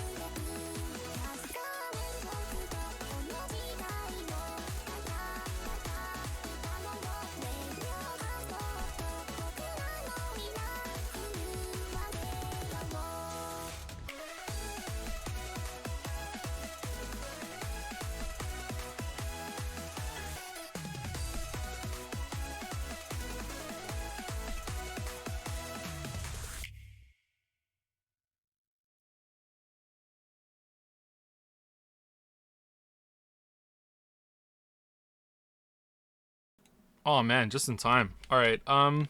So did it fix itself?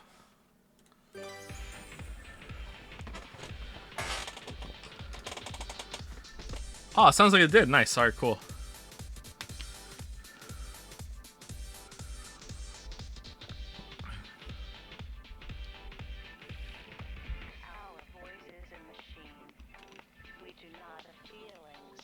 We do not have feelings.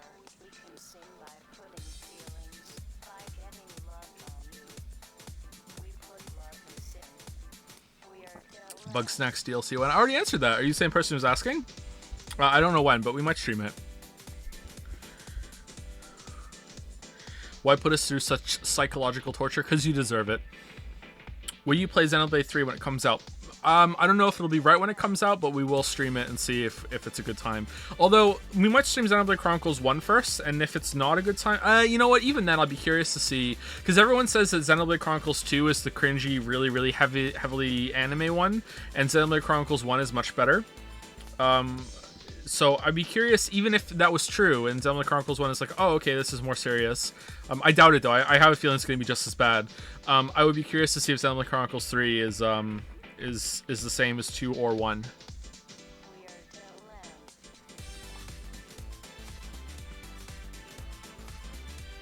Xenoblade X1, not really interested in that, although I have listened to some of the music of that, and it's pretty good. Chat Lies, I know Chat Lies, yeah. Watch Clue 1985 film. Is that the one with Tim Curry in it? Because if it is, I have seen that, and it was pretty good, but I don't remember much of it. Are you going to play Jedi Survivor when it releases? Oh, yeah. Did you see the trailer? Okay, it was just some cinematic, so who gives a shit? But I'm really excited, because what if the Jerrys are still dumb? That was such a fun time. I had so much fun streaming Fallen Order. Yeah, so I'm excited for that, for stream. Yeah, for sure. I'm really, really excited. If you play one song today, make it Dramaturgy, genuine good song among the rest of this stuff. Okay, yeah, we'll play that one for sure. How did you arrive at this game? Well, I was, scrolling through my Steam list, new releases, and I was like, damn, that's for me. You know my tastes. What's your favorite soup? Minestrone, but I don't really like soup.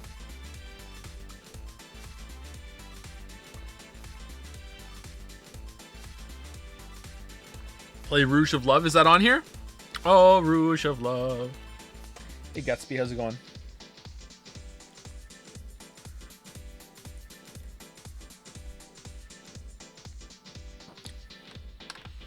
Are you making enough money back on this stream for this bit to be worth it? What bit? What are you talking about?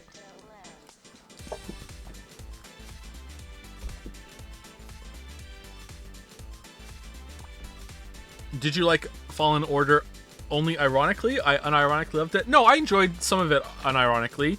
I think I enjoyed it ironically more than unironically, because my favorite part of the game was just how stupid the stormtroopers were. And I don't think that was on purpose. That was just how they were. But, it had some interesting level design. The visuals were okay. Gameplay was alright. I've definitely played worse games. Like, it was pretty fun. Probably one of my favorite Star Wars games. I'd probably put KOTOR and Rogue Squadron above it. I didn't really care for the Super Nintendo ones all that much, but I only played them once. We rented them one time. Maybe it'd be number 3 or 4.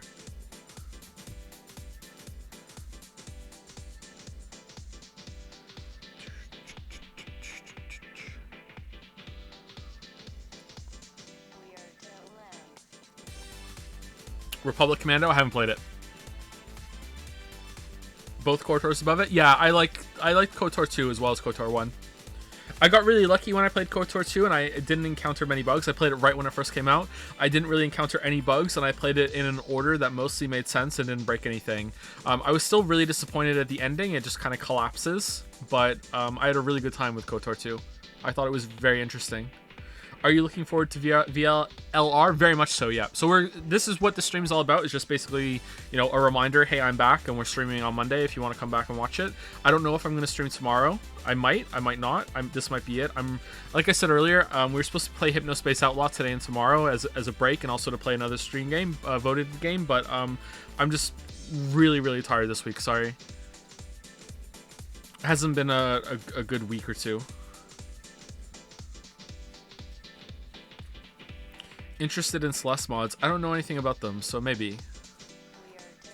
100% I think you'll drop VLR. No way. What do you mean? Why am I going to drop it? Thoughts on Kenobi series? The new Disney thing? I don't give a shit. Sorry. I don't give a shit. I like Ewan McGregor. I think the prequels are all right. You know, they're entertaining. But I just don't care, man. I don't know what to say. There are two shows we're watching right now. Sorry, I'm watching by myself. I'm finally getting through Ozark. I really like Ozark. And Lily and I have started watching You on Netflix. We watched one episode a week and a half ago, and it took until last night before we finally, the stars aligned and we could watch another episode. So we're that's what we're watching at the moment.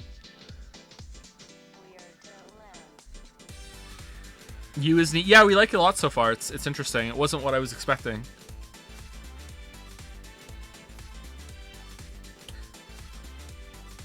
I don't want to say it because I mean it happens in the first episode, like you realize.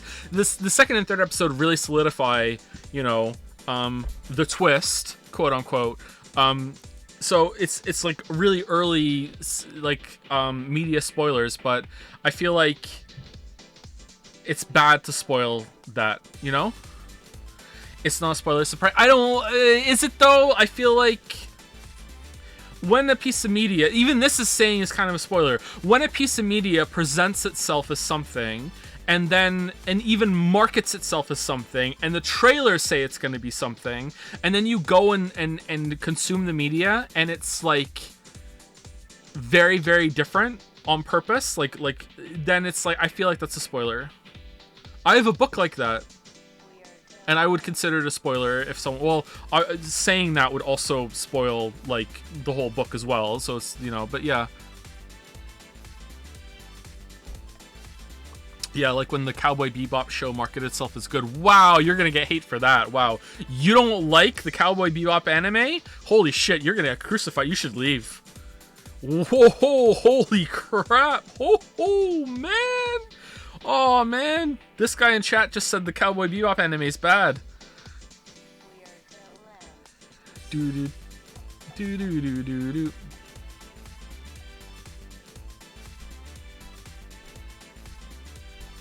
Opinion on Miku's sleeveless jacket having zipper teeth on the armholes? I don't know who that is. Do you have a favorite K-drama? I don't know what that is. Do you watch stuff on normal speed or do you speed it up to save time? I don't know. I almost always watch YouTube videos, including my own, at ×2 speed.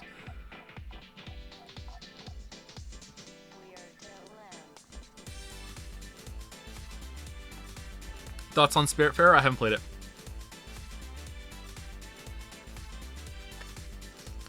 Favorite One Piece arc? The last one.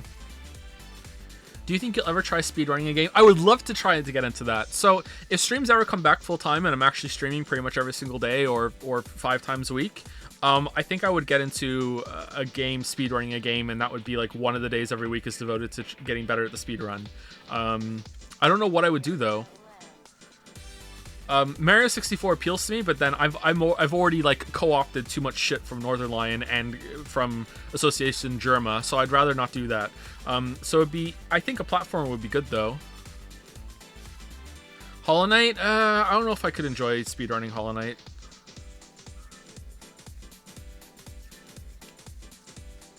Celeste, see, I think I would enjoy that at first, but after a while, it would just get so technical and soul-destroying that I don't think I could do it. But maybe. Have you seen how people, speedrunners, like... It's like walls or floors to them, man. The way that speedrunners go through that shit. It's like they're playing a completely different game. It's like they have infinite dashes. Ever play Hades? Yes. I like it, but I don't love it. It's okay.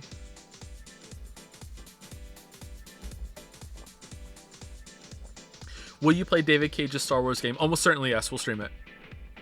I probably wouldn't play it on my own, though.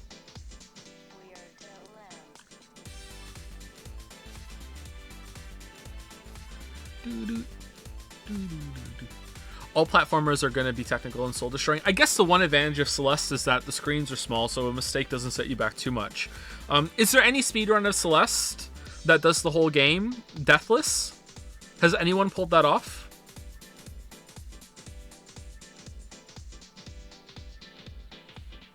The whole game? The whole thing? The TAS doesn't count. Definitely? Really? Someone's gotten so good that they've done the whole ass thing speedrunning without dying. Wow, that's impressive.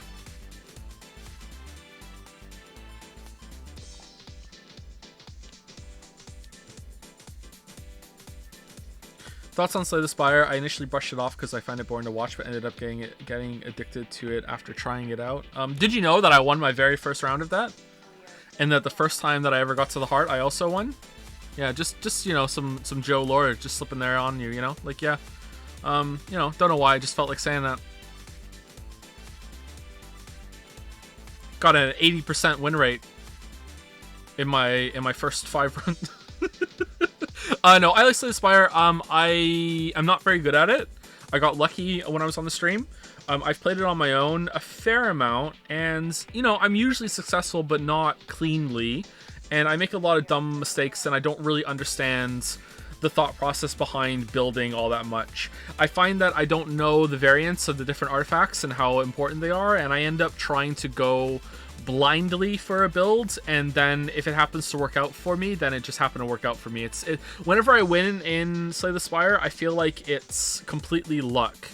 I think my highest success rate I have is with the third guy. I can't remember his name. Is it the Defect? The fourth one they added is way too hard for me to properly play. I enjoy them, but the shit you can do on that is just insane. And I'm just too small-brained for that one, although I'd like to try and do better. The Defect I find the easiest to win with, and then if I can get a good poison build going with the second one, then that. But I've never, ever gotten shivs to work, and I've always tried to get shivs to work, and I can never do it. You know, I end up fighting against the one that makes it so you can't play many cards every single turn and just die. So yeah, I don't know. I'm not that great at it, but I do enjoy the game. Thoughts on Davy Redden, the Beginner's Guide? You can go watch my playthrough of the Beginner's Guide if you want. I don't have any thoughts on Redden. I don't really know much about him. Should I stay or should I go? Is that song on here? Should I stay or should I go now? Is that what you're trying to say to me? Yeah, I'll do that one, sure, when we start playing. How many chats do you read during stream? What do you mean? Usually I read chat every stream, apart from when it's a spoiler game. I try very hard to read my chat whenever I'm on here and have an ongoing conversation with chat. But if it's a story-heavy game, then I might not do that. Like if it's in like Zero Escape, what we did recently, I wasn't really reading chat all that much, and because I don't want to be spoiled. And if it's a game like Outer Wilds, I won't have chat on at all. But almost every single time, I'm trying to interact with chat. Dragon's Den is on fire today. Yeah, I figured you might be. Are you gonna stream Morbius video game? Is there one? Because if so, then sure. Have you played any of the Batman Arkham games? I played Arkham Asylum for the first time for the Witcher video, Witcher 3 specifically. I haven't played any of the others apart from just a couple minutes just to see if they played the same as Arkham Asylum. I wanted to see if Witcher 3's combat was like Arkham combat, and that was the first time I had played it. I really rushed through it though, and I don't think I got a good experience. So if we were to play them again... Actually, did I even finish it? How long did I play Arkham Asylum for? I can't remember now. Like, I might be able to just play those games on stream and it'd be fine. Do you still have those anime ringtones? I do not. My phone deleted my ringtones, remember? And everyone made fun of me for being a boomer. I still don't know where they went.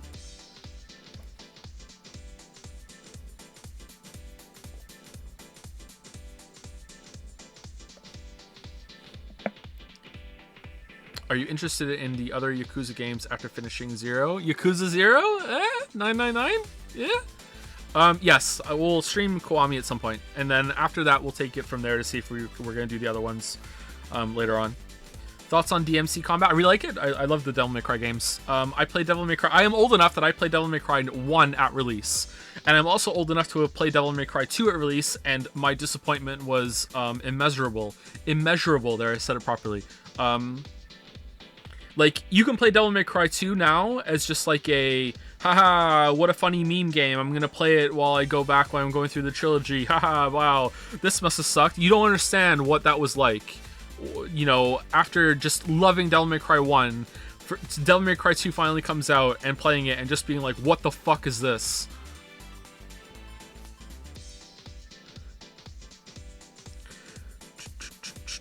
Name any boss in Devil May Cry 2. I can't. I don't remember any of them. The only thing I remember in Devil May Cry 2 is that you can shoot more than one guy at once, and that was cool.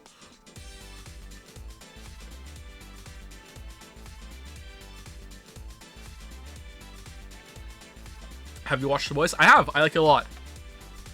I think Season 2 is better than Season 1.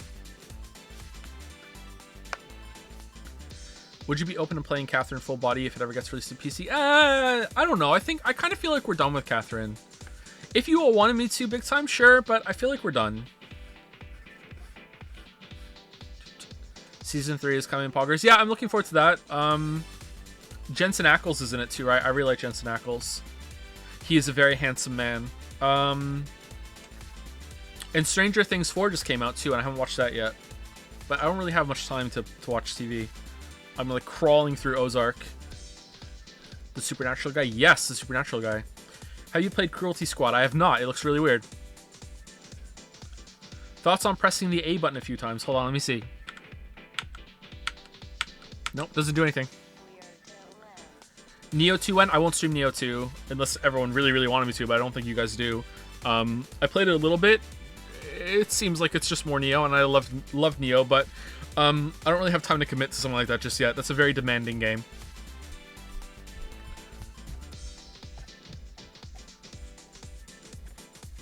Why not Catherine full body if you're going to play Persona 5 Royal? Well, it's been longer since we played Persona 5, and I feel like Royal has more content added to it than Catherine, and that Persona has more replayability of different things that we haven't seen in it because of the different routes and the different mini games and the characters that we didn't cap out. So I feel like that's more worth it. But if I'm wrong, I'm wrong.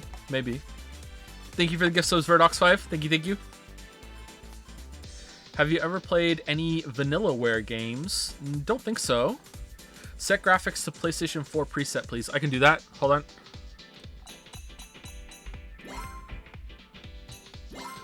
Is it here? No?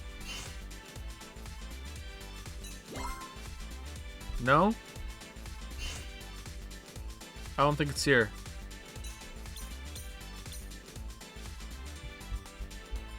Visual settings.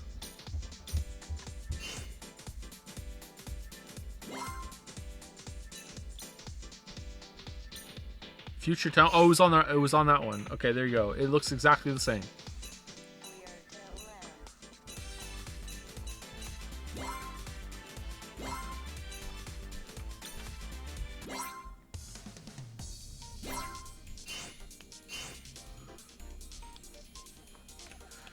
Obora Muramasa is a great classic 2D slash 'em up game from Vanillaware. I think you would like it. Okay, cool. You can link it to me on Jazz if you want. I'll take a look at it. It's only different in game. Oh, okay, sure. Okay, so when we get there, point out the differences to me. I'd be curious to see why is it different. Are we in an elaborate pre-recorded dream right now? Yes. Is this a game or an experience? Definitely an experience. Have you heard any of the Guilty Gear Strive OST? If so, what's your favorite track and why is it Disaster of Passion? I have not, so I can't comment on it. That's a cool title, though. I've heard that the music's really good. Which do you prefer between KOTOR 1 and 2? 2, I think. KOTOR has 2 has more of a mature, compelling, nuanced story and writing to it. I don't know if it holds up all that well.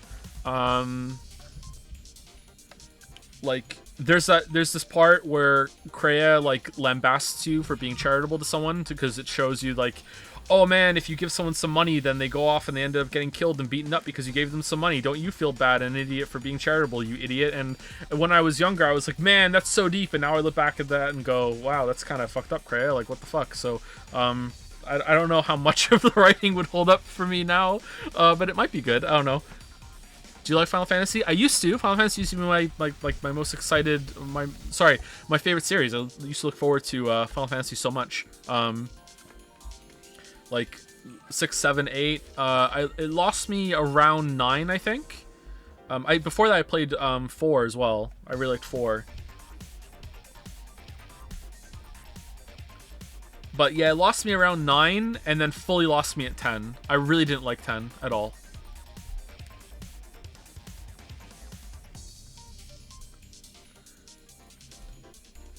Have you ever done an MBTI test? Maybe? I don't know what those are. Is that when it tells you if you're like an int J or an int F or whatever?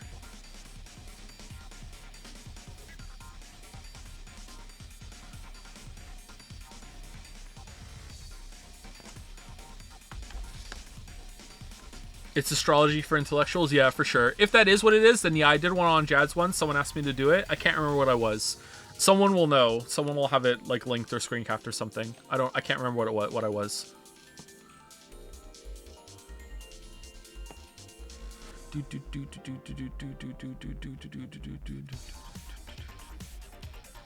What upcoming game are you most looking forward to? I have no idea, sorry. Probably Silksong, I guess.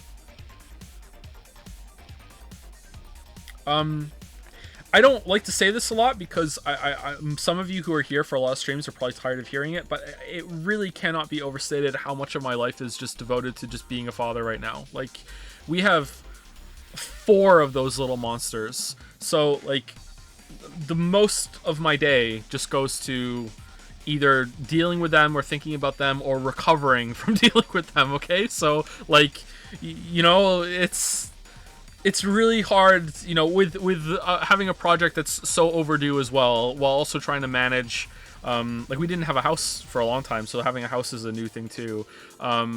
Like, there's a lot going on, so it's really hard to look for the future when you're just so stuck in the present. And to some extent, that's a blessing, you know? You get to really be focused in the moment, you have a lot going on, but I just... so much, man.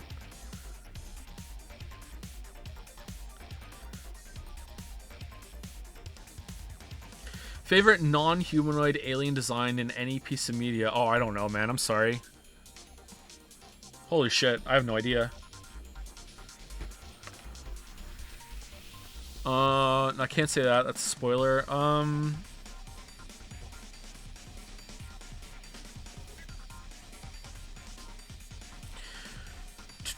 When I wrote my sci-fi series, I tried very hard to come up with creative types of aliens, but I still gravitated toward mostly humanoid-ish kind of creatures that could still pass as just like oddly shaped humans, that sort of thing. It's pretty tough to get outside of that framework. I really like more conceptual kind of alien things where the movie, is it Solaris, that has... Doctor Who has some of this too. Like, Solaris had like an alien that is just an entire ass planet. Like, the whole planet is an alien, and it has a consciousness kind of, but it's kind of misunderstood, it's not ever really explained what it is. I really like that kind of thing where it's just so unknown that you have no idea, like it's so alien that it's kind of hard for you to comprehend. So that kind of thing. Doctor Who has a little bit of that now and then, and that's interesting.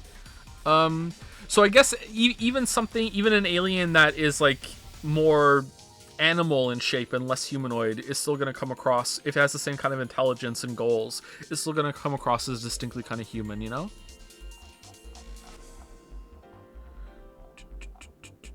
Yeek when? Is it Yeek or Yik or U2K?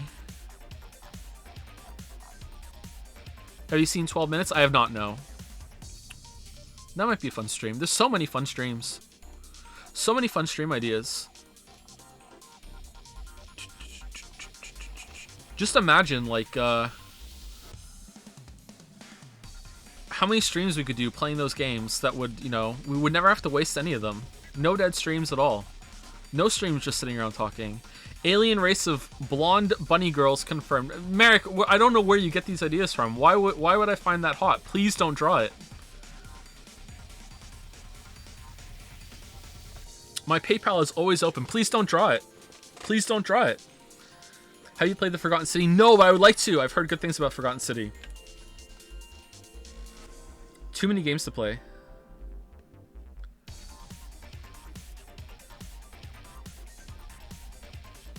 Have you heard of Darkest Dungeon? Not only have I heard of it, I made a video on it. Do you plan on playing Iron Lung? It's an hour-long game made by Davivid? Is that his name, or did you add an extra V? Samansky? Dusk Dev? I've heard of it. You're in like a submarine or something, aren't you? I don't know. It doesn't look like my thing. What's been your favorite stream and why is it Hellpoint? Oh man, I don't know what my favorite stream is. I think maybe the most memorable one has been the Cursed Music stream.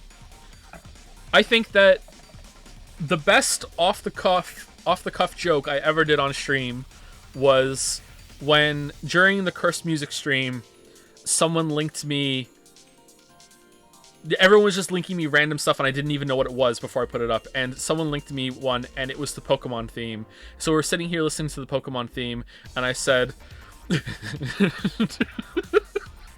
for some of you, it was the Pokemon TV theme. For some of you, this isn't the first time you're hearing this today.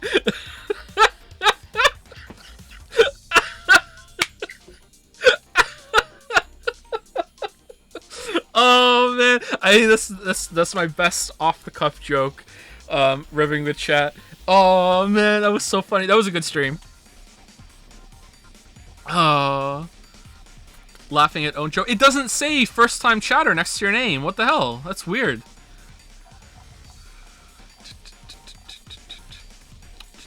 Are you planning a dark TV series video? No plans for TV videos just yet. Maybe one day.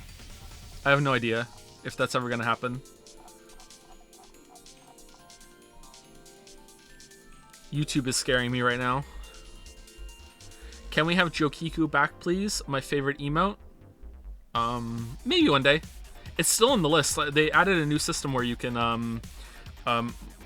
whatchamacallit, like save past emotes instead of deleting them, so we can kind of like have a rotation. It wasn't used much, that's why it's gone. But maybe another one can go. Excuse me. Favorite Elden Ring weapon? The big, colossal greatsword that looks like a chunk of a pillar that you get from Castle Redmane if you go there early.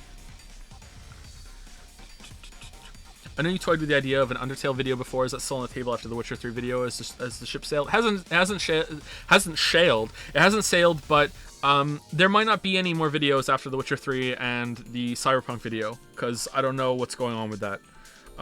It's very hard for me to do videos. I said that, and there's been a whole ass Elden Ring video, okay? So, like, the chances are low of me ever just getting away from it forever, because I just enjoy making videos so much. But, getting a copyright claim and having potentially your whole channel shut down, and there is literally no fucking way to get in touch with anyone on support on YouTube without hopefully attracting the attention of their bot system on Twitter, and then even then after getting their attention they might just not answer you for a whole last week is very uncomfortable, okay? Like it's not a good place to be. So I end up going through this. Okay, a couple streams ago I said something about how like sometimes I forget I'm narcoleptic, and a lot of people said that had similar invisible illnesses or a mental illness said that it's very common, and they go through that too. You know, you forget that you have depression. You know, it's like, oh, you have a couple of good days, and you're like, oh man, why can't my whole life be like this? And then, boom, and you're like, oh shit. So that's what happens on YouTube as well, where like I'll go a while and there'll be no problems on YouTube, and I'll be like, oh yeah, this is great. Yeah, okay, who cares? Let's keep going. And all of a sudden it'll be like, oh, failure to upload. Oh, copyright claim. Oh, now you have to dispute it. Oh, now YouTube support won't answer you. Oh, here's your revenue's gone. Oh, okay, now we're just not gonna. All of a sudden your views are gonna drop out of nowhere, and then they're gonna come back up again. It's just like all the YouTube shit just hits all at once, and I'm like, oh my god, I need to get off this platform, you know? So it's hard to make any plans and long-term decisions, but I would love to make an Undertale video for sure. But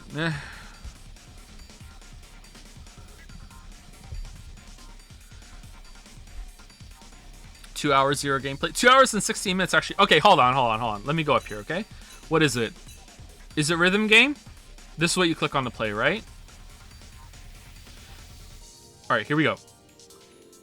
Have you seen the Elden Ring seamless co-op mod? Thoughts if Miyazaki should change Souls Online mode? No, I don't think so, no. I think it's fine.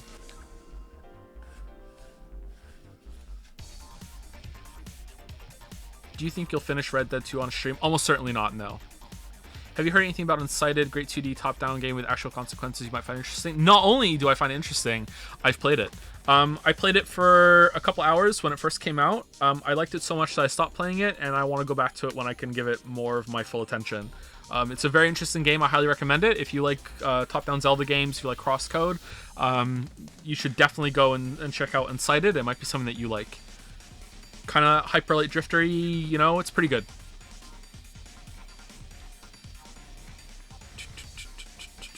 Someone asked about Death's Door. I played that too. I didn't finish it. I played it for a couple hours. Finn was very interested in that, and he watched me play it for a bit, and he called it the Bird game. And we played that. I don't know how long I played it for. I killed some bosses. I didn't like it all that much. Like it was fine. Like there was nothing wrong with it, but I felt like it was a bit too simple, and there just wasn't enough to it. I don't know. Just it was fine.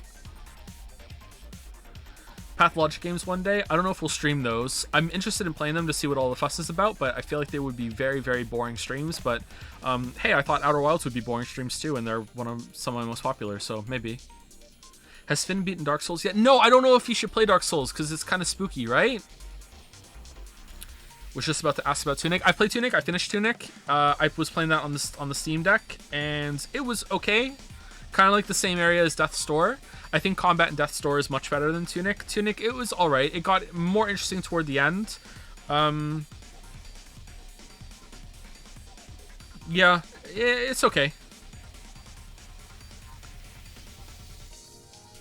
Real question, just pure aesthetics. Who's your fave VTuber you've seen? Well, the only VTuber I know off the top of my head is the one that has the shark on. So the shark hoodie one, I guess. That would also qualify as the worst one I've seen, because that's the only one I can think of right now.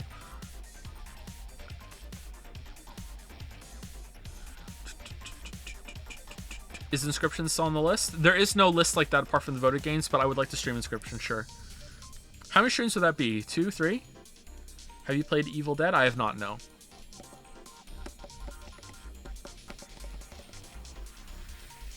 Best Yeek-like game you have ever played? Undertale. Speaking of VTubers, Juniper Actius has her birthday today. Alright, thanks, Weep, for just dropping that knowledge bomb in the chat and making me read it out loud. How many furry types do you know? 1?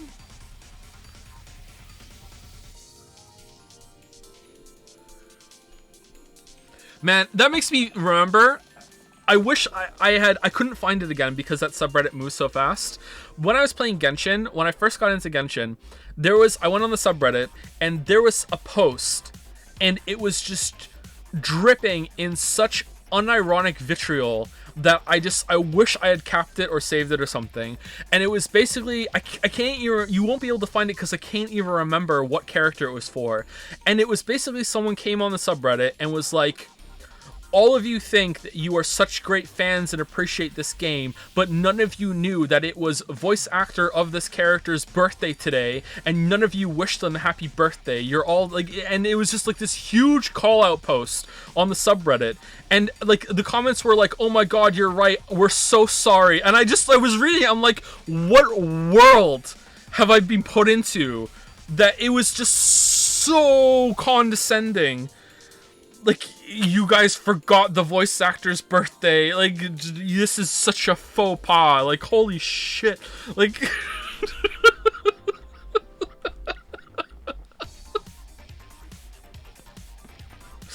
I mean, it could have been... Okay, maybe I'm not getting the culture, but from the comments and everything, I really don't think so.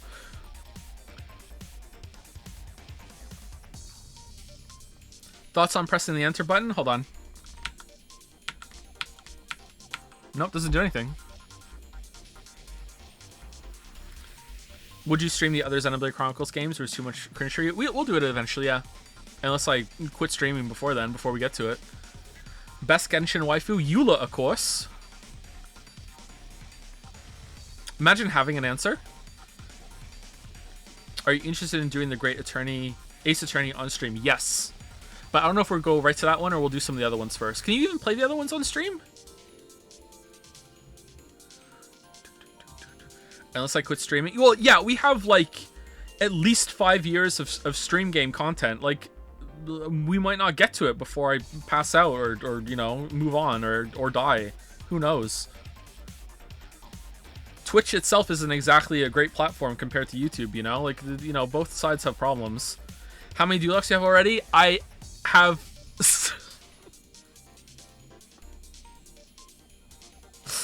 Oh, do I want to lie?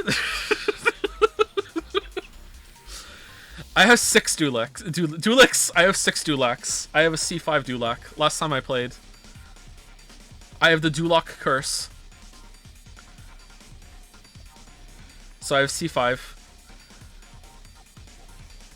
And I have a C2 Ganyu. I got 3 Ganyus in 5 pulls when the rerun came, after not getting her on the first banner.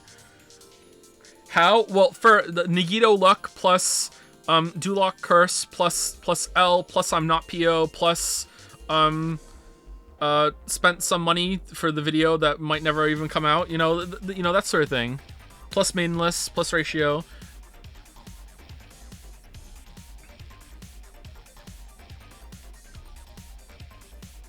Free to play, by the way. I don't have a Dulac on my free to play account, no. Just so we're clear, I haven't played Genshin in about 6 or 7 months, so like I'm free of that. Since you're gonna play the Metal Gear Solid series, which games you already played? I've played Metal Gear Solid 1, 2, 3, 4. I haven't played any of the Peace Walker games. I haven't played 5. I've also played Twin Snake's remake of Metal Gear Solid 1. I have not played Sustenance or any of the remakes, if any others exist. And I've played Revengeance. We streamed that one. Can you put your mouse over rhythm game and left click a few times? Alright, sure. Oh no! Rumbled.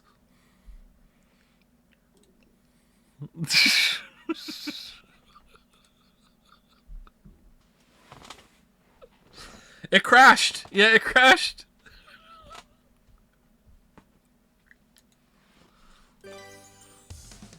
Do do do do do do do do do do.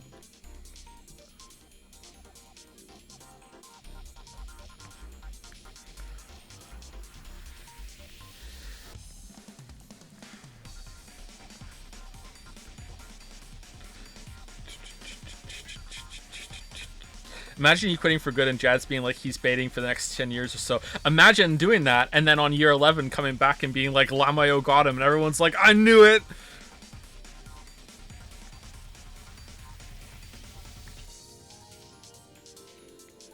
Why wouldn't you play the Persona dancing game instead of this trash? What's the main menu music like in that one? Is that pretty good? Is that even on Steam? Would you try any other gacha games aside from Genshin? For example, Arknights or Fate Grand Order? When I actually get around to making the video, if I do make one, which I definitely want to, I will for sure, yeah. But not for very long. It'll just be like dipping my toes in and seeing what it's like and getting like some knowledge of how the genre works. But yeah, for sure. Is Baba Is You video still going to happen? Not sure. I would like it to, but the only videos I'm promising right now are The Witcher 3 one and Cyberpunk.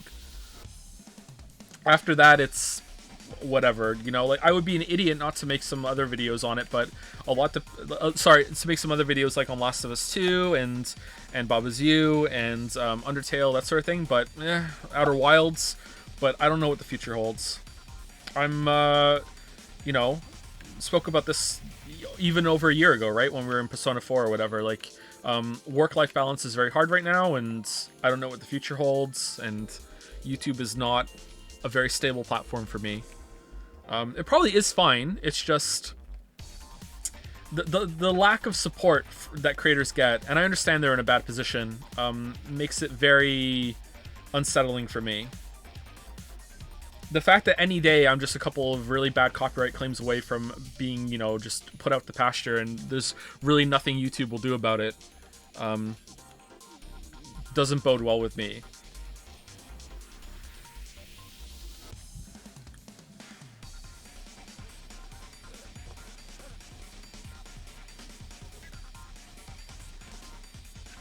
Can you change the main menu easily? Sure, which one do you guys want?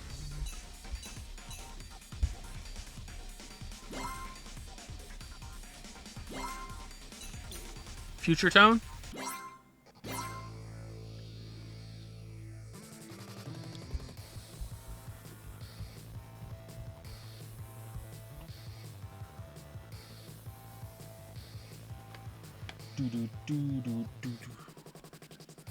What about Patreon? Joe Brain not compatible with Patreon. If Joe Brain not working as many hours as humanly possible every single week for the rest of Joe life. So no more Patreon.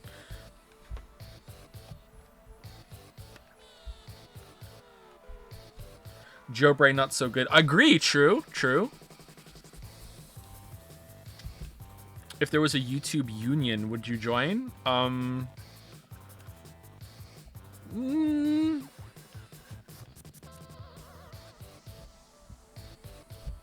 Possibly. I would have to be convinced that it's not just a publicity meme bullshit.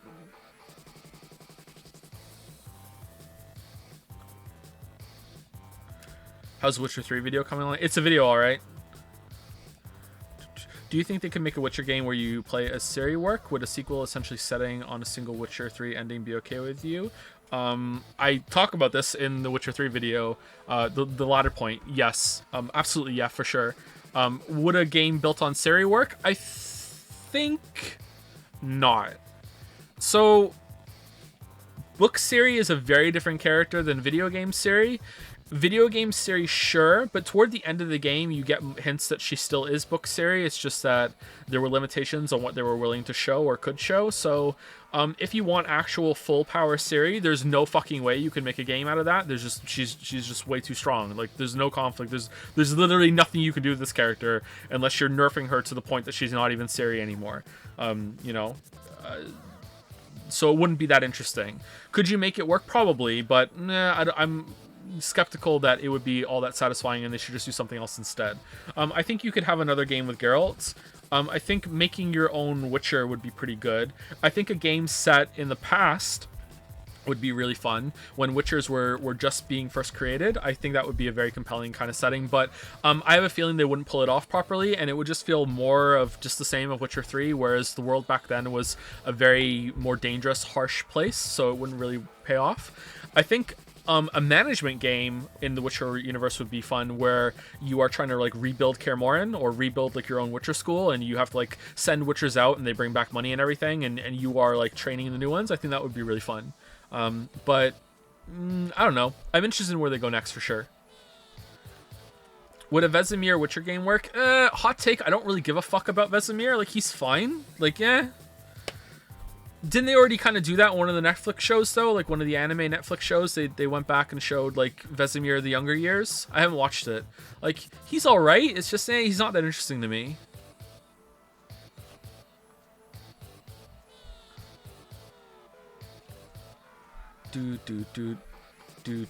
Was the show good? I didn't watch that one. Are you excited about Breath of the Wild 2 at all? I guess so. I'll play it. Like the Witcher 3 video, it feels like it's never coming out, so it's hard to get excited about it. I like the stream, but with the repeating music, it's giving me a headache. Can you mute it? Isn't there a way you can do that? Like, you can just mute the music on your end?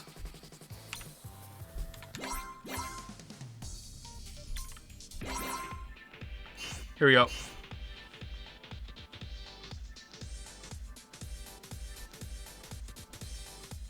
Doo-doo, doo-doo, doo-doo.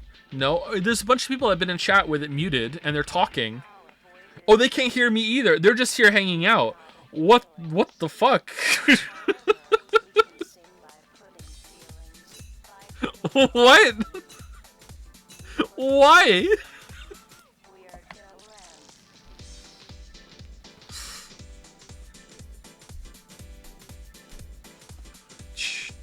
For the monocoins? That's true, yeah, monocoins. But why chat then? Just go do something else. Can we take another trip to the customization room? Yeah, sure, that's got some good music, right?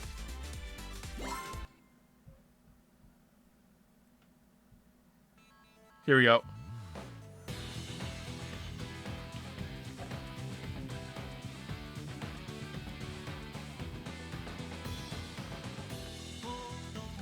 Would you want a new reciteer? Oh man, you don't know how much I want a new reciteer. You have no idea.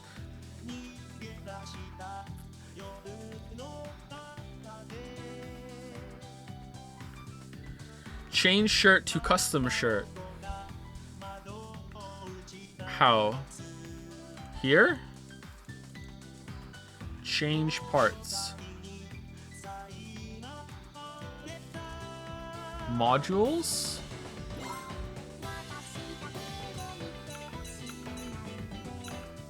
Is it custom shirt A?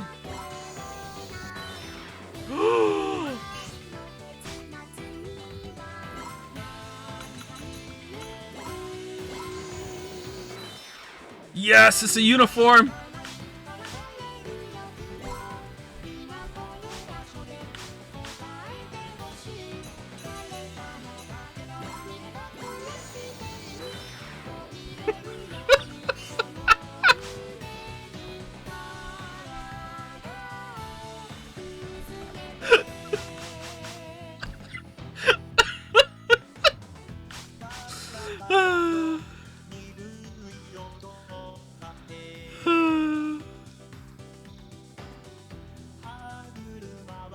How do I change it to a different character? Oh no!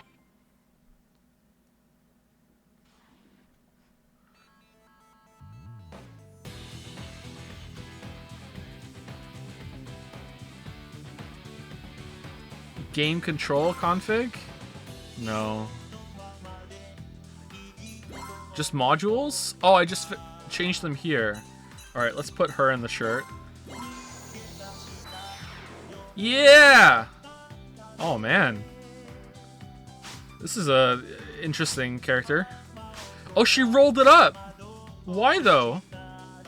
Wait, so she is incapable of not showing her stomach? Alright, best girl.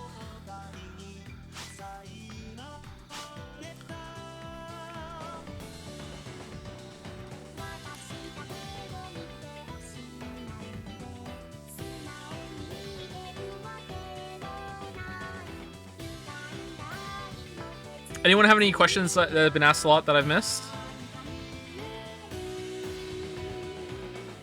Make them dance like so. Oh, wow, imagine you could do that. That would be a really good game. Favorite character from The Wire? Basic take, but probably just McNulty. I just like McNulty. I find him funny. And what the fuck did I do? Omar, I like Omar a lot. I like almost all the characters in The Wire.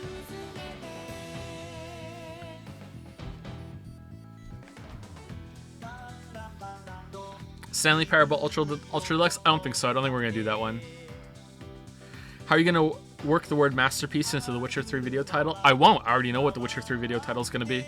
And it doesn't have masterpiece in it.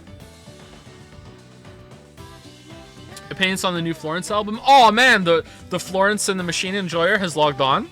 It was pretty good. I like Choreomania. I like Cassandra. I like Dream Girl Evil. Lily's been listening to it pretty much nonstop since it came out. She's really happy with it. And she's the biggest Florence fan of the two of us. I'm pretty happy with it. I don't know if it's my favorite. I think her first album is still my favorite of hers. Pizza or pasta? Pizza all the way. You mentioned you played a little bit of Guilty Gear earlier. Which character did you play? It was just a tutorial, and it was the one that had the anchor weapon. Did you watch the last Love, Death, and Robot season? Not only have I not watched the last Love, Death, and Robot season, I haven't watched the first Love, Death, and Robot season. Will you cover launch issues in Cyberpunk video? Yes.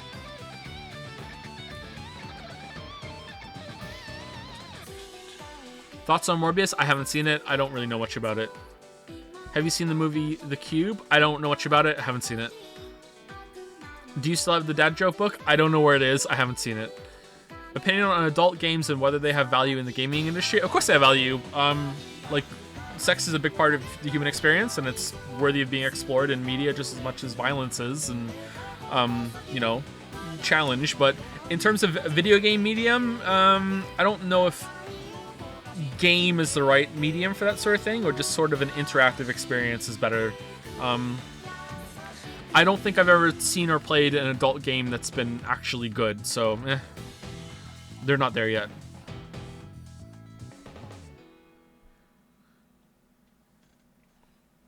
Favorite D&D monster you've become aware of so far? Well, as a rigger, I'm a big fan of the Roper.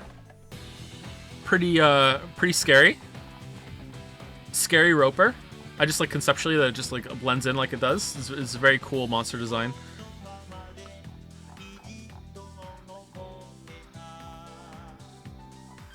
Translucent cubes that you can't see and might walk into are pretty fun too as well. Are you streaming Sony's State of Play today? I'm not sure. If I'm still awake and feel up to it, I might stream it later. If not, I might just pop back on the stream and just, you know, play some more of this game.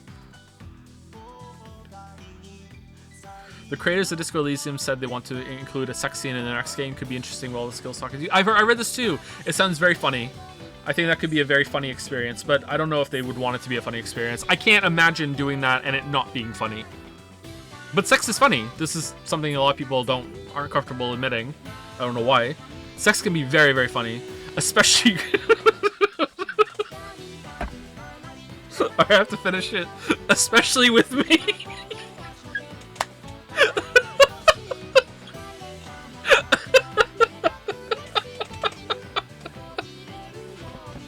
Sorry, I thought of the punchline for that and I had to stop because I thought it might be inappropriate, but no, I just mean that purely as a joke.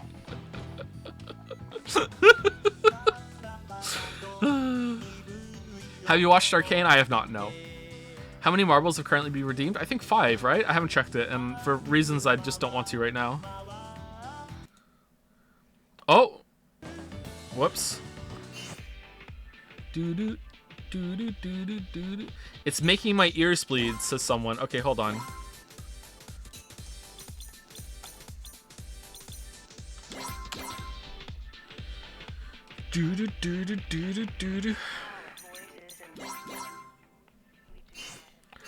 That better?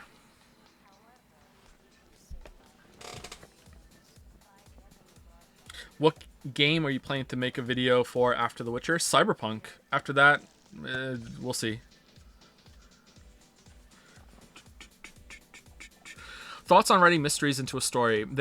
They more than anything depend on their payoff, and that makes them very interesting to me. So here's a hot writing take.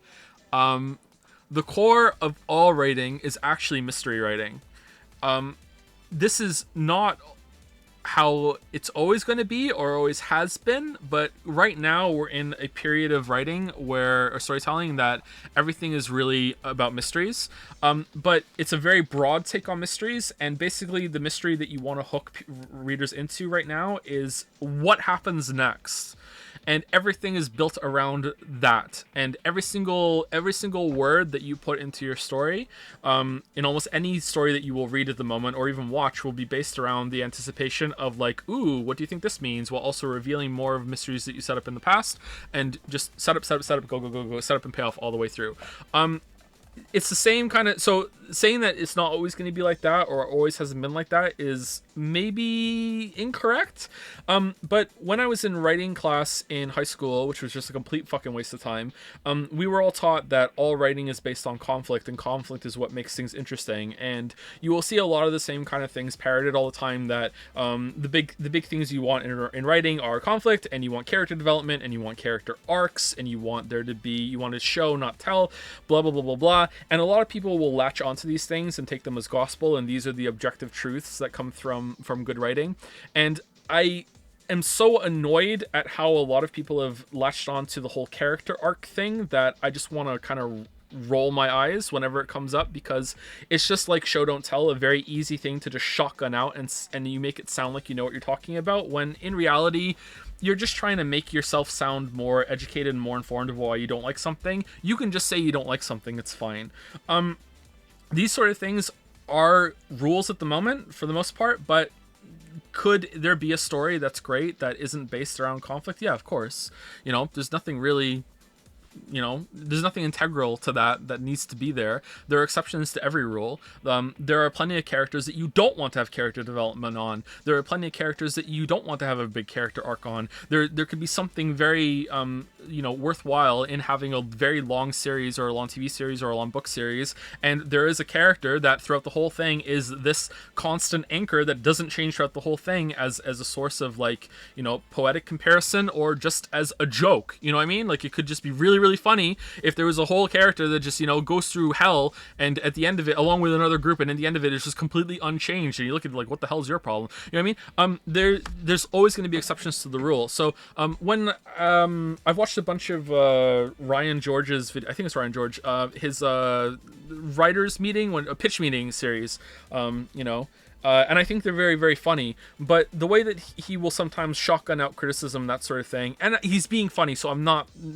ragging on the guy here. Like, he's supposed to be very succinct and funny. He doesn't have much time to put into it. Don't you think we should have character arcs in this thing? And what about his arc? And blah blah blah. This is something that comes up, and the straw man that's writing a really bad script is like, nope, I don't give a shit about that. It's kind of juvenile to just look at writing and just break it apart into these like very objective pieces, and it has to be this, has to be that, have to be this, have to be that. But in general, sure, it does make sense. The one that bothers me the most, though, is show don't tell, because it's just not true. I don't know how you would properly go through most books and measure it, but I would hazard a guess that it's at least 50-50, that every single book you read is 50 tell versus 50 show, 50% versus 50%. There are lots of times where you want to tell. Lots and lots and lots of times. It's show when it's important and appropriate to show, tell when it's appropriate and important to show. Another one of writing advice that you will find a lot of writers, very, very famous writers, disagree with is write what you know, okay? And I say this in the Witcher 2 video, and I have a note on the screen that says writing is very complicated, blah, blah, blah, blah, blah. I didn't have time to get into it, even though that video is 5 hours long. Write what you know is very misunderstood.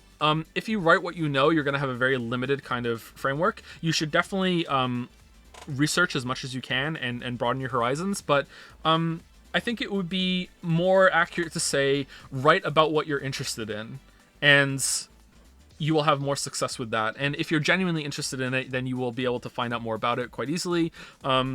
And write what you know is usually when something gets very technical. So if you are writing what you know and it turns out that you are writing about a character who's a surgeon and you don't know how to be a surgeon, then maybe don't fucking describe anything that goes into the surgery parts and just allude to it instead, or unless you have time to go and shadow a fucking surgeon for a couple months, just don't do it.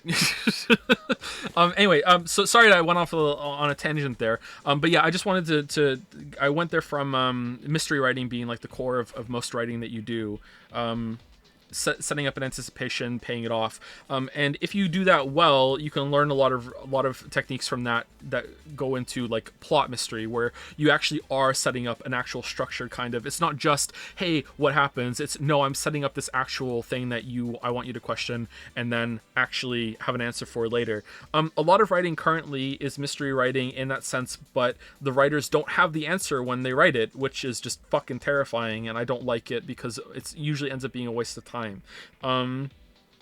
J.J. Abrams is the king of this shit, and all of Lost is like, he has a very famous talk, I think now, about the mystery box kind of writing, and you put a box in, literally a box, and it's like, okay, what's in it? And then the audience has to wonder what, and then you reveal later, and inside the mystery box is usually the answer with another mystery box inside of it, and it's just mystery box into mystery box into mystery box.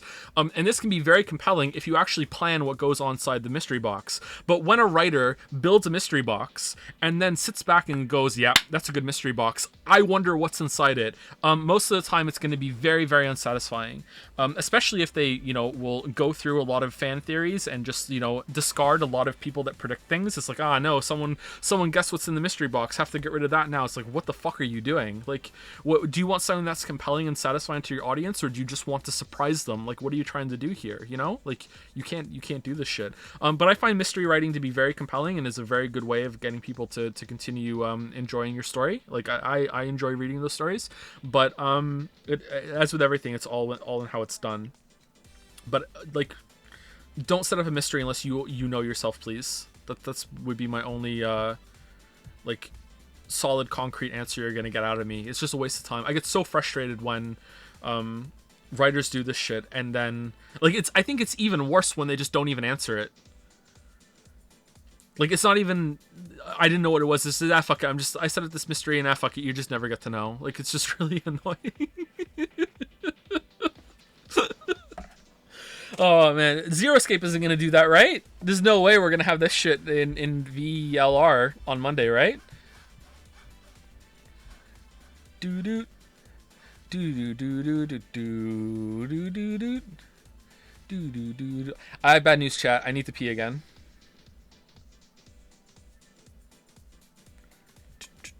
As always, I do want to give a qualifier because despite what a lot of people think of me, I'm not a big-headed, smug asshole on the internet who thinks he knows everything. I am not that successful of a writer. If you include my scripts as script writing, then I'm fairly successful as a writer. When it comes to fiction writing, like, people who read my books enjoyed my books, and I got a lot of good feedback from it, but like, if I was a successful enough fiction writer, you wouldn't be listening to me right now. So you might want to take any of my writing advice with a pinch of salt. Is it a pinch of salt, or it is pinch of salt, right? I don't know. It's pinch of salt, isn't it? Grain of salt. Is it grain? Can you do both? Can you say pinch of salt and grain of salt? It can be pinch or grain. Okay. Is it H or H? Grain of ketchup? Do do do do do do do. It'd be nice to get back to writing, though. I miss it. I really enjoy writing. I've gotten much better at the script writing, at least. I wonder how much that would translate over to fiction writing. Maybe it wouldn't. Maybe it would actually make it harder.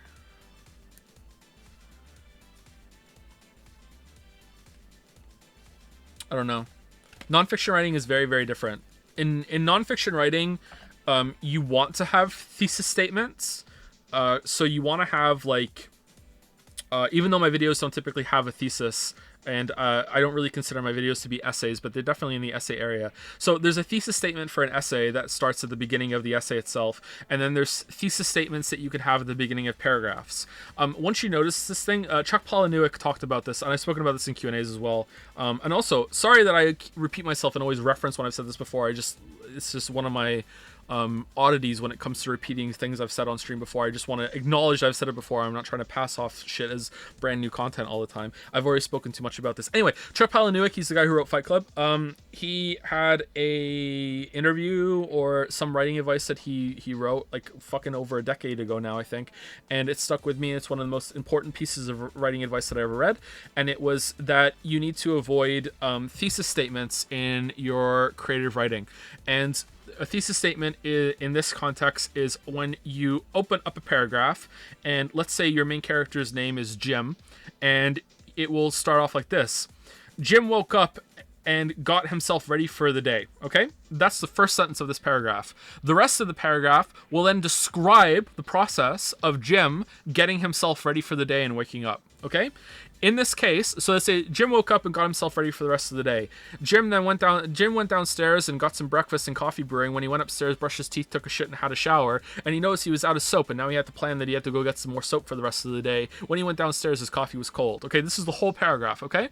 In this paragraph, your story is 100% improved if you just delete the first sentence. Okay?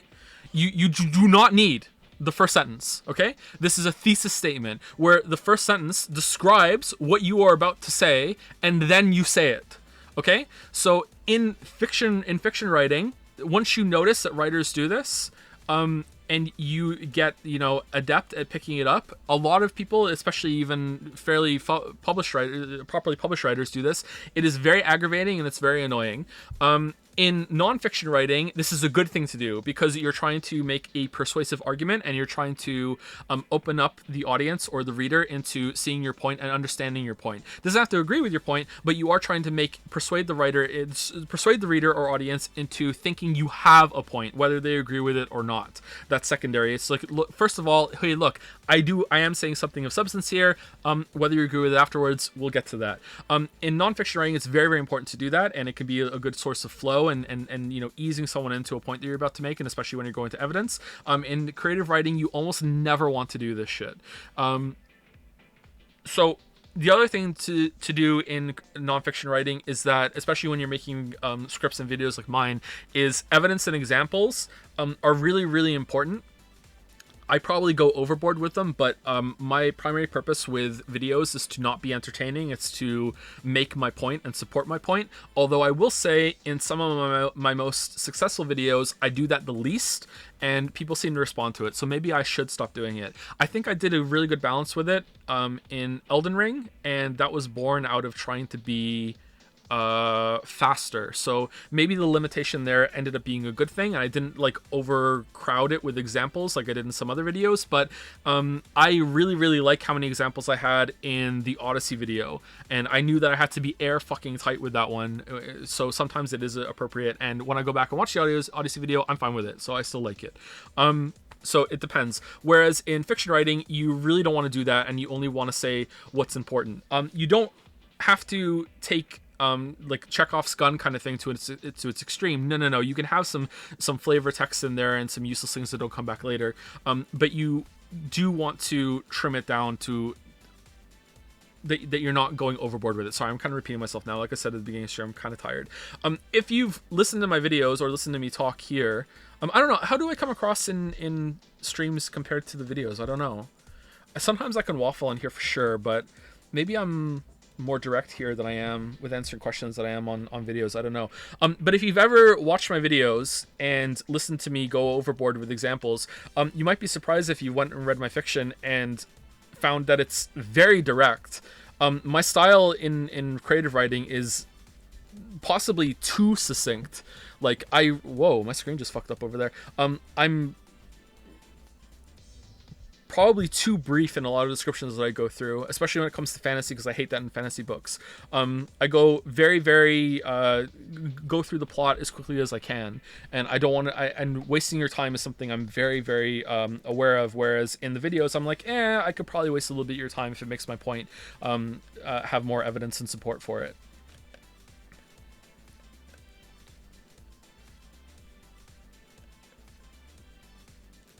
In my opinion, fiction writing feelings before facts.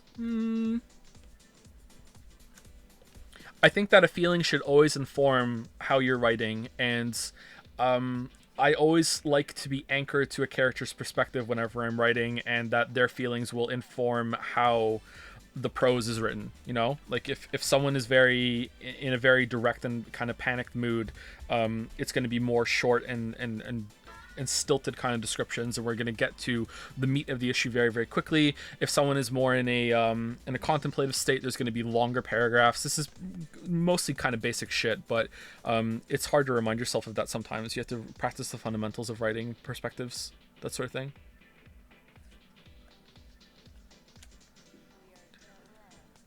This isn't related in any way, but do you play a musical instrument? I don't. I wish I did. You ever heard of read any of Chuck Tingle's books? I have not, no. Can the repetitive writing of 999 be considered thesis writing? I was gonna say I don't understand the question, but maybe I do. No, I don't think so. I think that's something else instead. That's more like introducing a topic. I think that's fine. This might be dumb to ask of Witcher video, Joe, but do you have any tips on writing short, concise stuff, like summarizing a fictional historical event in a few paragraphs? No.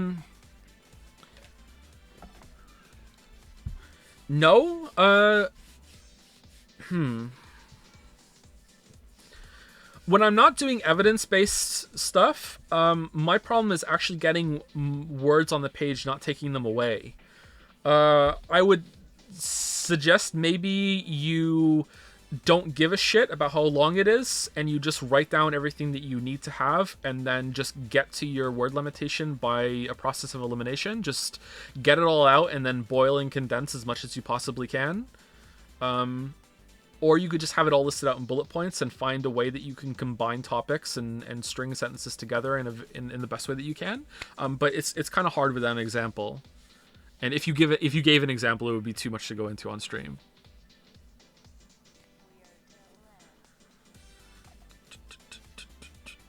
Is the Witcher video over or under 12 hours? Well, you can't upload a video that's over 12 hours onto YouTube. Wow, the second monitor is kind of messing up. Did the stream just mess up for you there? Or was it just the monitor?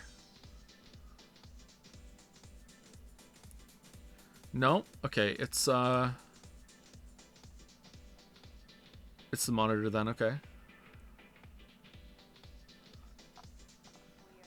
Really? Yeah, you really can't. I managed to do it once, I think, on the second channel, but it doesn't let you anymore.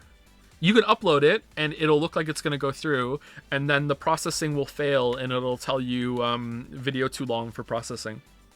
You used to be able to do it more, but now you can't. Maybe if you have a higher tier YouTube account, like you have more subscribers, they'll let you. I don't know, but I couldn't do it on the second channel. Ludwig have like 3-4 days long video. Are they stream VODs? Because stream VODs are a way to get around it. Did he stream on YouTube and that's the end of it? I don't know how that works.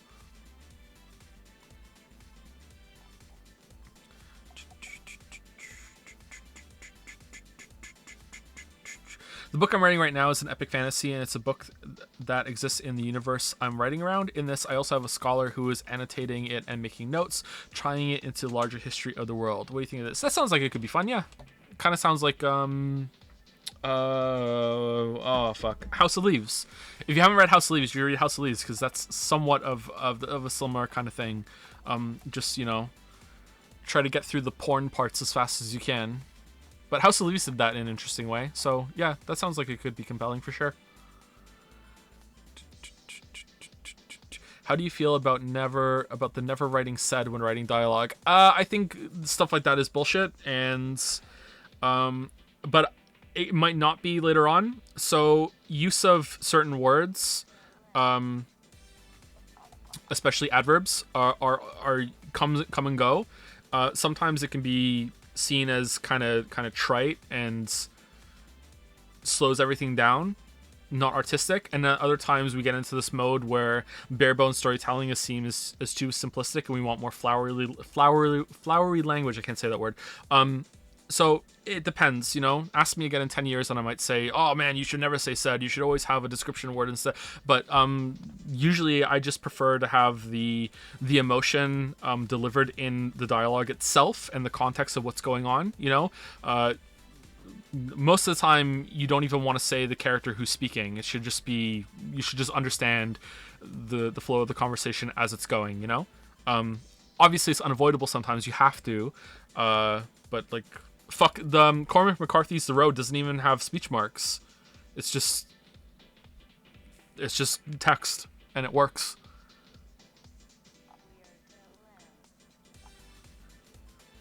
Do you have any strong opinions on about the hero's journey in writing? Oh, don't try and pass this off as an innocent question. You know what you're doing.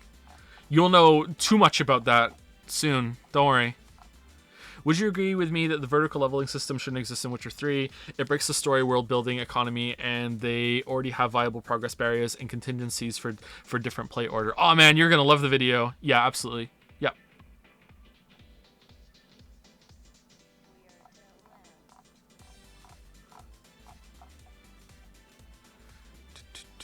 Thoughts on reading versus audiobooks? I have never listened to an audiobook, so I can't tell you, sorry. I should, but I've never done it.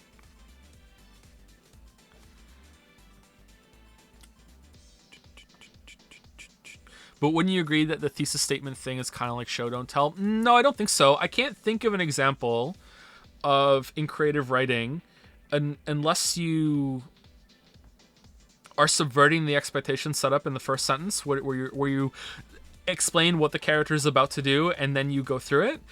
Maybe at the beginning of a chapter or a long section, you could do that, and that sets the expectation of what the character is about to do, and you get into that mode and mindset. Sure, that could work, but then it's kind of getting back into an evidence place, right? It's like, here's the proposal of what the character is going to do, and here's all my evidence laying out what it is exactly that they do, especially if the character is trying to solve a problem. But in terms of like condensed to a single paragraph, I'm sure there is an exception somewhere, but an exception on the level of like it's a 50-50 split like show versus tell is versus most books, I don't think so.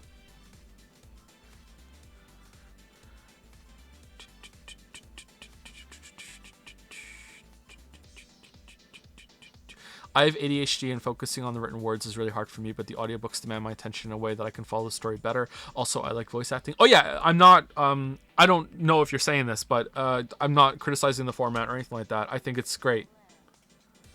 I just haven't partaken of it myself yet. And I haven't made one myself either because I hate reading my scripts aloud as it is, never mind reading out a book. Yeah, it's definitely valid.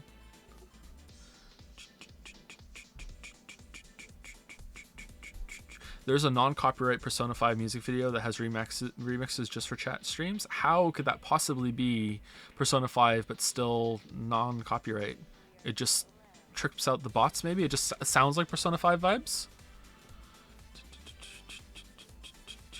You were my favorite streamer until today. Now you're my favorite rebellious figure for even touching Hatsune Miku. Oh man, you haven't been here the whole time. Just so you know, before you go back, we had a long stream of playing the game. We went through so much. Like, it's been like, wow. I have barely spoken in chat this whole stream. I've just gone through it. We've seen so much. Look, I'll prove it. We even made custom shirts. Look at them. They're amazing. Look. I know this person's name. It's Mikey. This is Pinku. Yeah, just Dan. It's been one of the best streams we've ever done. We spent all of our points.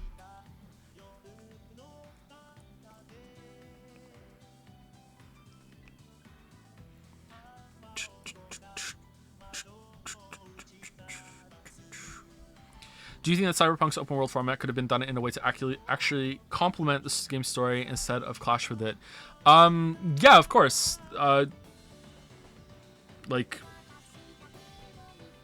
is it the Cyberpunk script or the Witcher 3 script that I say this in? It's the Witcher 3 script. It feels like, spoilers for the Witcher 3 video, it feels like a lot of open world devs have bought into like a joke of how fucking stupid they can make the main story conflict in their open world games clash with the format. You know, like Fallout 4, I need to find my baby, but no, I'm going to build a settlement, and now I have to help Preston Gravy, and oh no, I have to go do this now, and oh man, look, a new facility I haven't gone into, and ooh, bobblehead. And then and then you have just so many different open world games that have that same kind of urgency in the story. Witcher 3 does it as well, and then Cyberpunk goes even further with it. You know, like it's just like even more of a pressing concern, and it's like, ah, no, I'm gonna go and do this job for you, and I'm gonna go here and just hang out for a bit. You know, like it seems like they're in an arms race to see who could just make the stupidest fucking main story that clashes with how you just want to wander around an open world. So is there a way to do it? Yeah, for sure.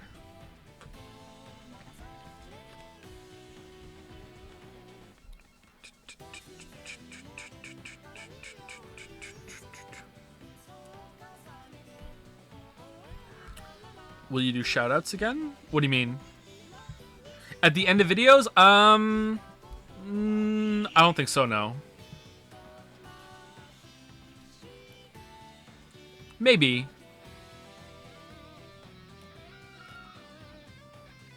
Have you seen the channel that abridges your Persona streams? I think I've seen a couple of them, but I haven't watched any. But I have seen them on my list.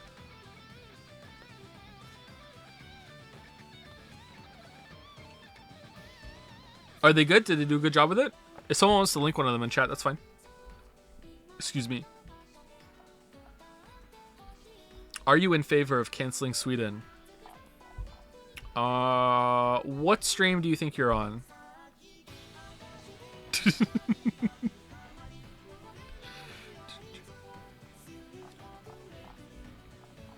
Fallout New Vegas did a great job at that. It made sense why things were stagnant while the PC was doing side stuff. Did it? I guess so, maybe. I don't know if I agree with that. But I'm not disagreeing with it either. I really don't know. I haven't played New Vegas in a while. New Vegas might be guilty of that too. I don't know.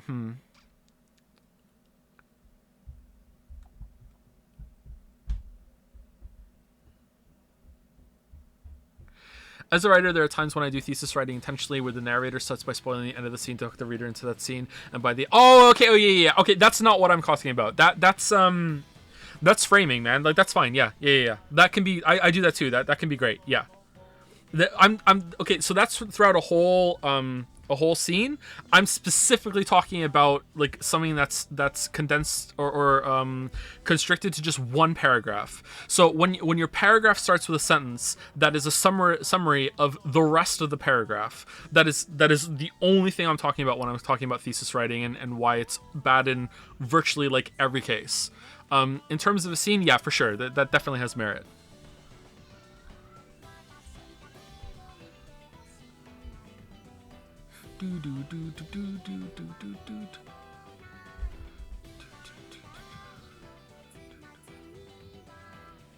What's your protocol for when the queen dies? Do you have a prepared statement to go? Like Makoto? Does she die in Royal? Oh man, that's dark. Have you revisited the Tomb Raider games? I don't think so, no. I played them, and I don't think your reviews hold up that well. I love the Uncharted games, but didn't like the new Tomb Raiders. I can't really remember what I say in the Tomb Raider videos, but yeah, they might not hold up all that well. I'm not sure.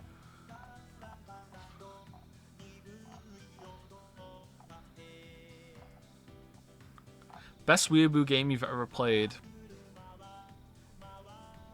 I don't know. It probably between ones we've played on stream. Does Chrono Trigger count as a weeb game? Because if that's the case, it's Chrono Trigger. The ones we played on stream, the candidates would be Persona 5, Persona 4, Danganronpa 2, and I really enjoyed 999, but I don't know if it's on the same level as the others. I don't know which one of those I would give it to.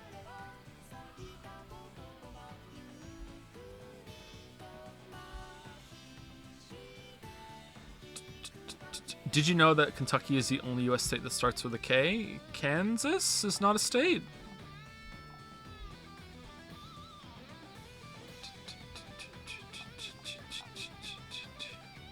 Did you ever try Ghost of Sumigi? If my memory serves me right, most of the side quests have decent relevance to the main quest. I haven't played it, no.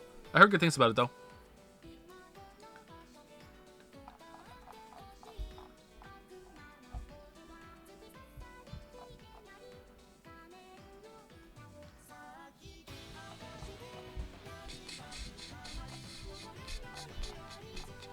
Kansas dick fit in your mouth. Are you the same person that said the first one? My god, you are. Well done. Alright, nice one. Got him. Lamayo got him. Legit, Lamayo got him. Good job.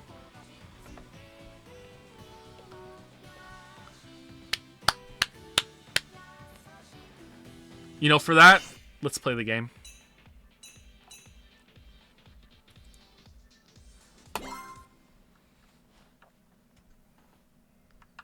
JK. Alright, that's it for me. 3-hour sleepy Q&A stream. Yeah.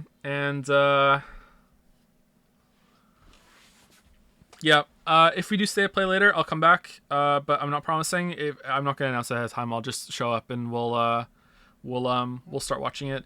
If there's a stream tomorrow, again, it'll be unplanned. Like I said, I'm feeling kind of down this week, so I'm not sure if streaming something that was voted for is a good idea, but it's possible I might start Hypnospace tomorrow and we'll stream it over the weekend, and then we'll start VLR on Monday. But this was mostly just to confirm that we are starting on Monday. Show up if you want to see that continued, and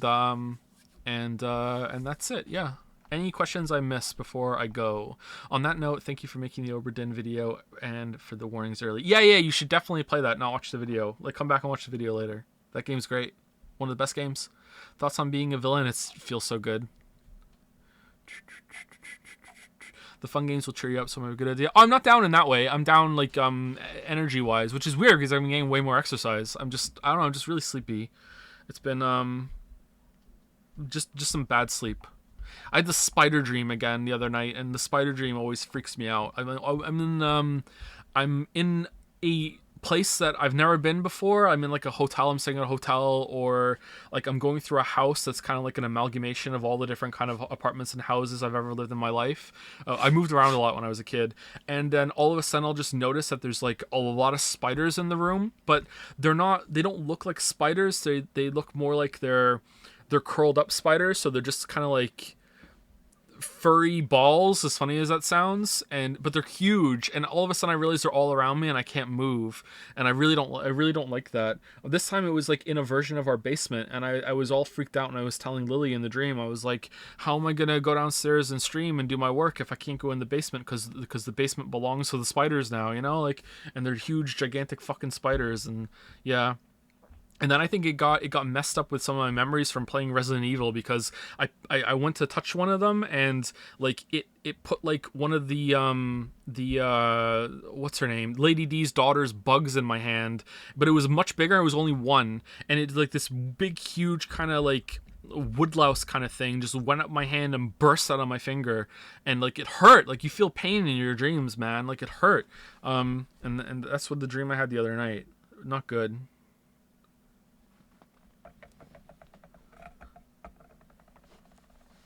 So not sleeping well, but in terms of like mood, I'm fine.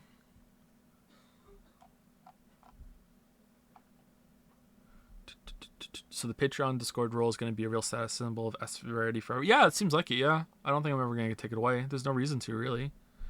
Maybe one day the bot will break and it'll go. Are you going to watch the Summer Game Fest presentation on stream? I don't think so. I don't know. Maybe. How long does it take you until you can sleep normally again after a real bad dream? 1-2 weeks for me. It's fine. I can go to sleep like sometimes the next night. Sometimes the same night I'm disturbed enough that I don't really want to go back to sleep, and I have this moment of aversion, but usually I just go back to sleep again anyway because I'm just so tired. Dreams don't really have a psychological long-term impact on me when it comes to that kind of nightmare.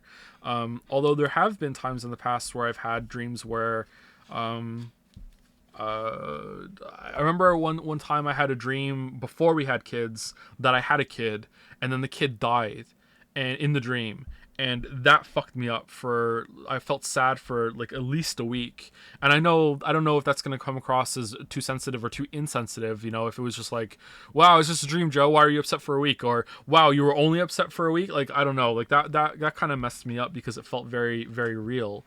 So that kind of thing, that emotional kind of nightmare, can definitely affect me for a long time. But like more of a traditional kind of like ooh spooky nightmare, like not really. Although they used to, just not much anymore.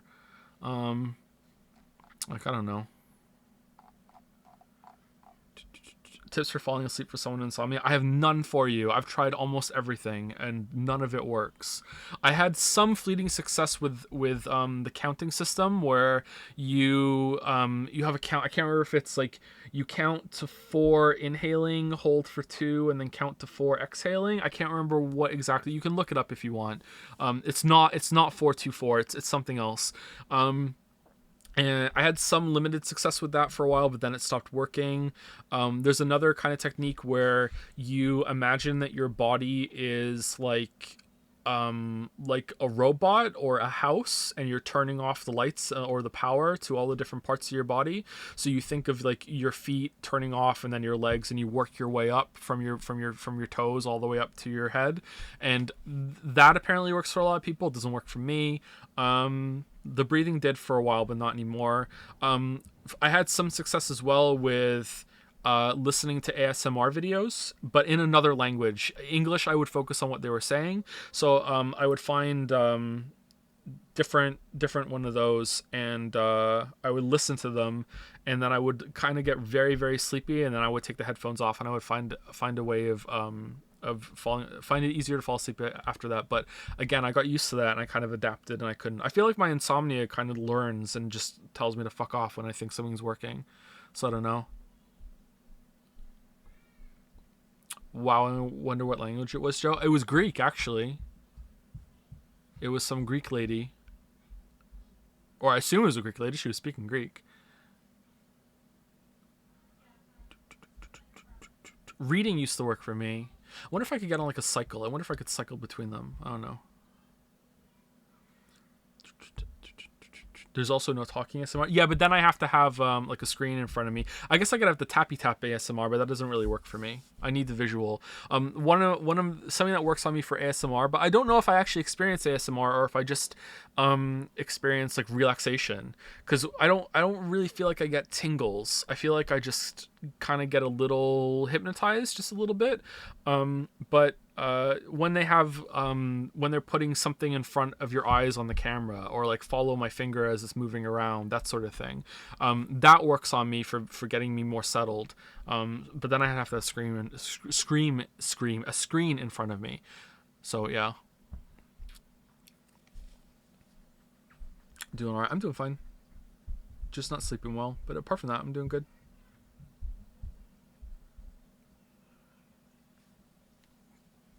Have you tried listening to Joseph Anderson videos? Helps for me. Ooh.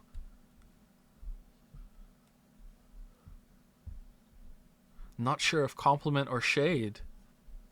Probably a bit of both.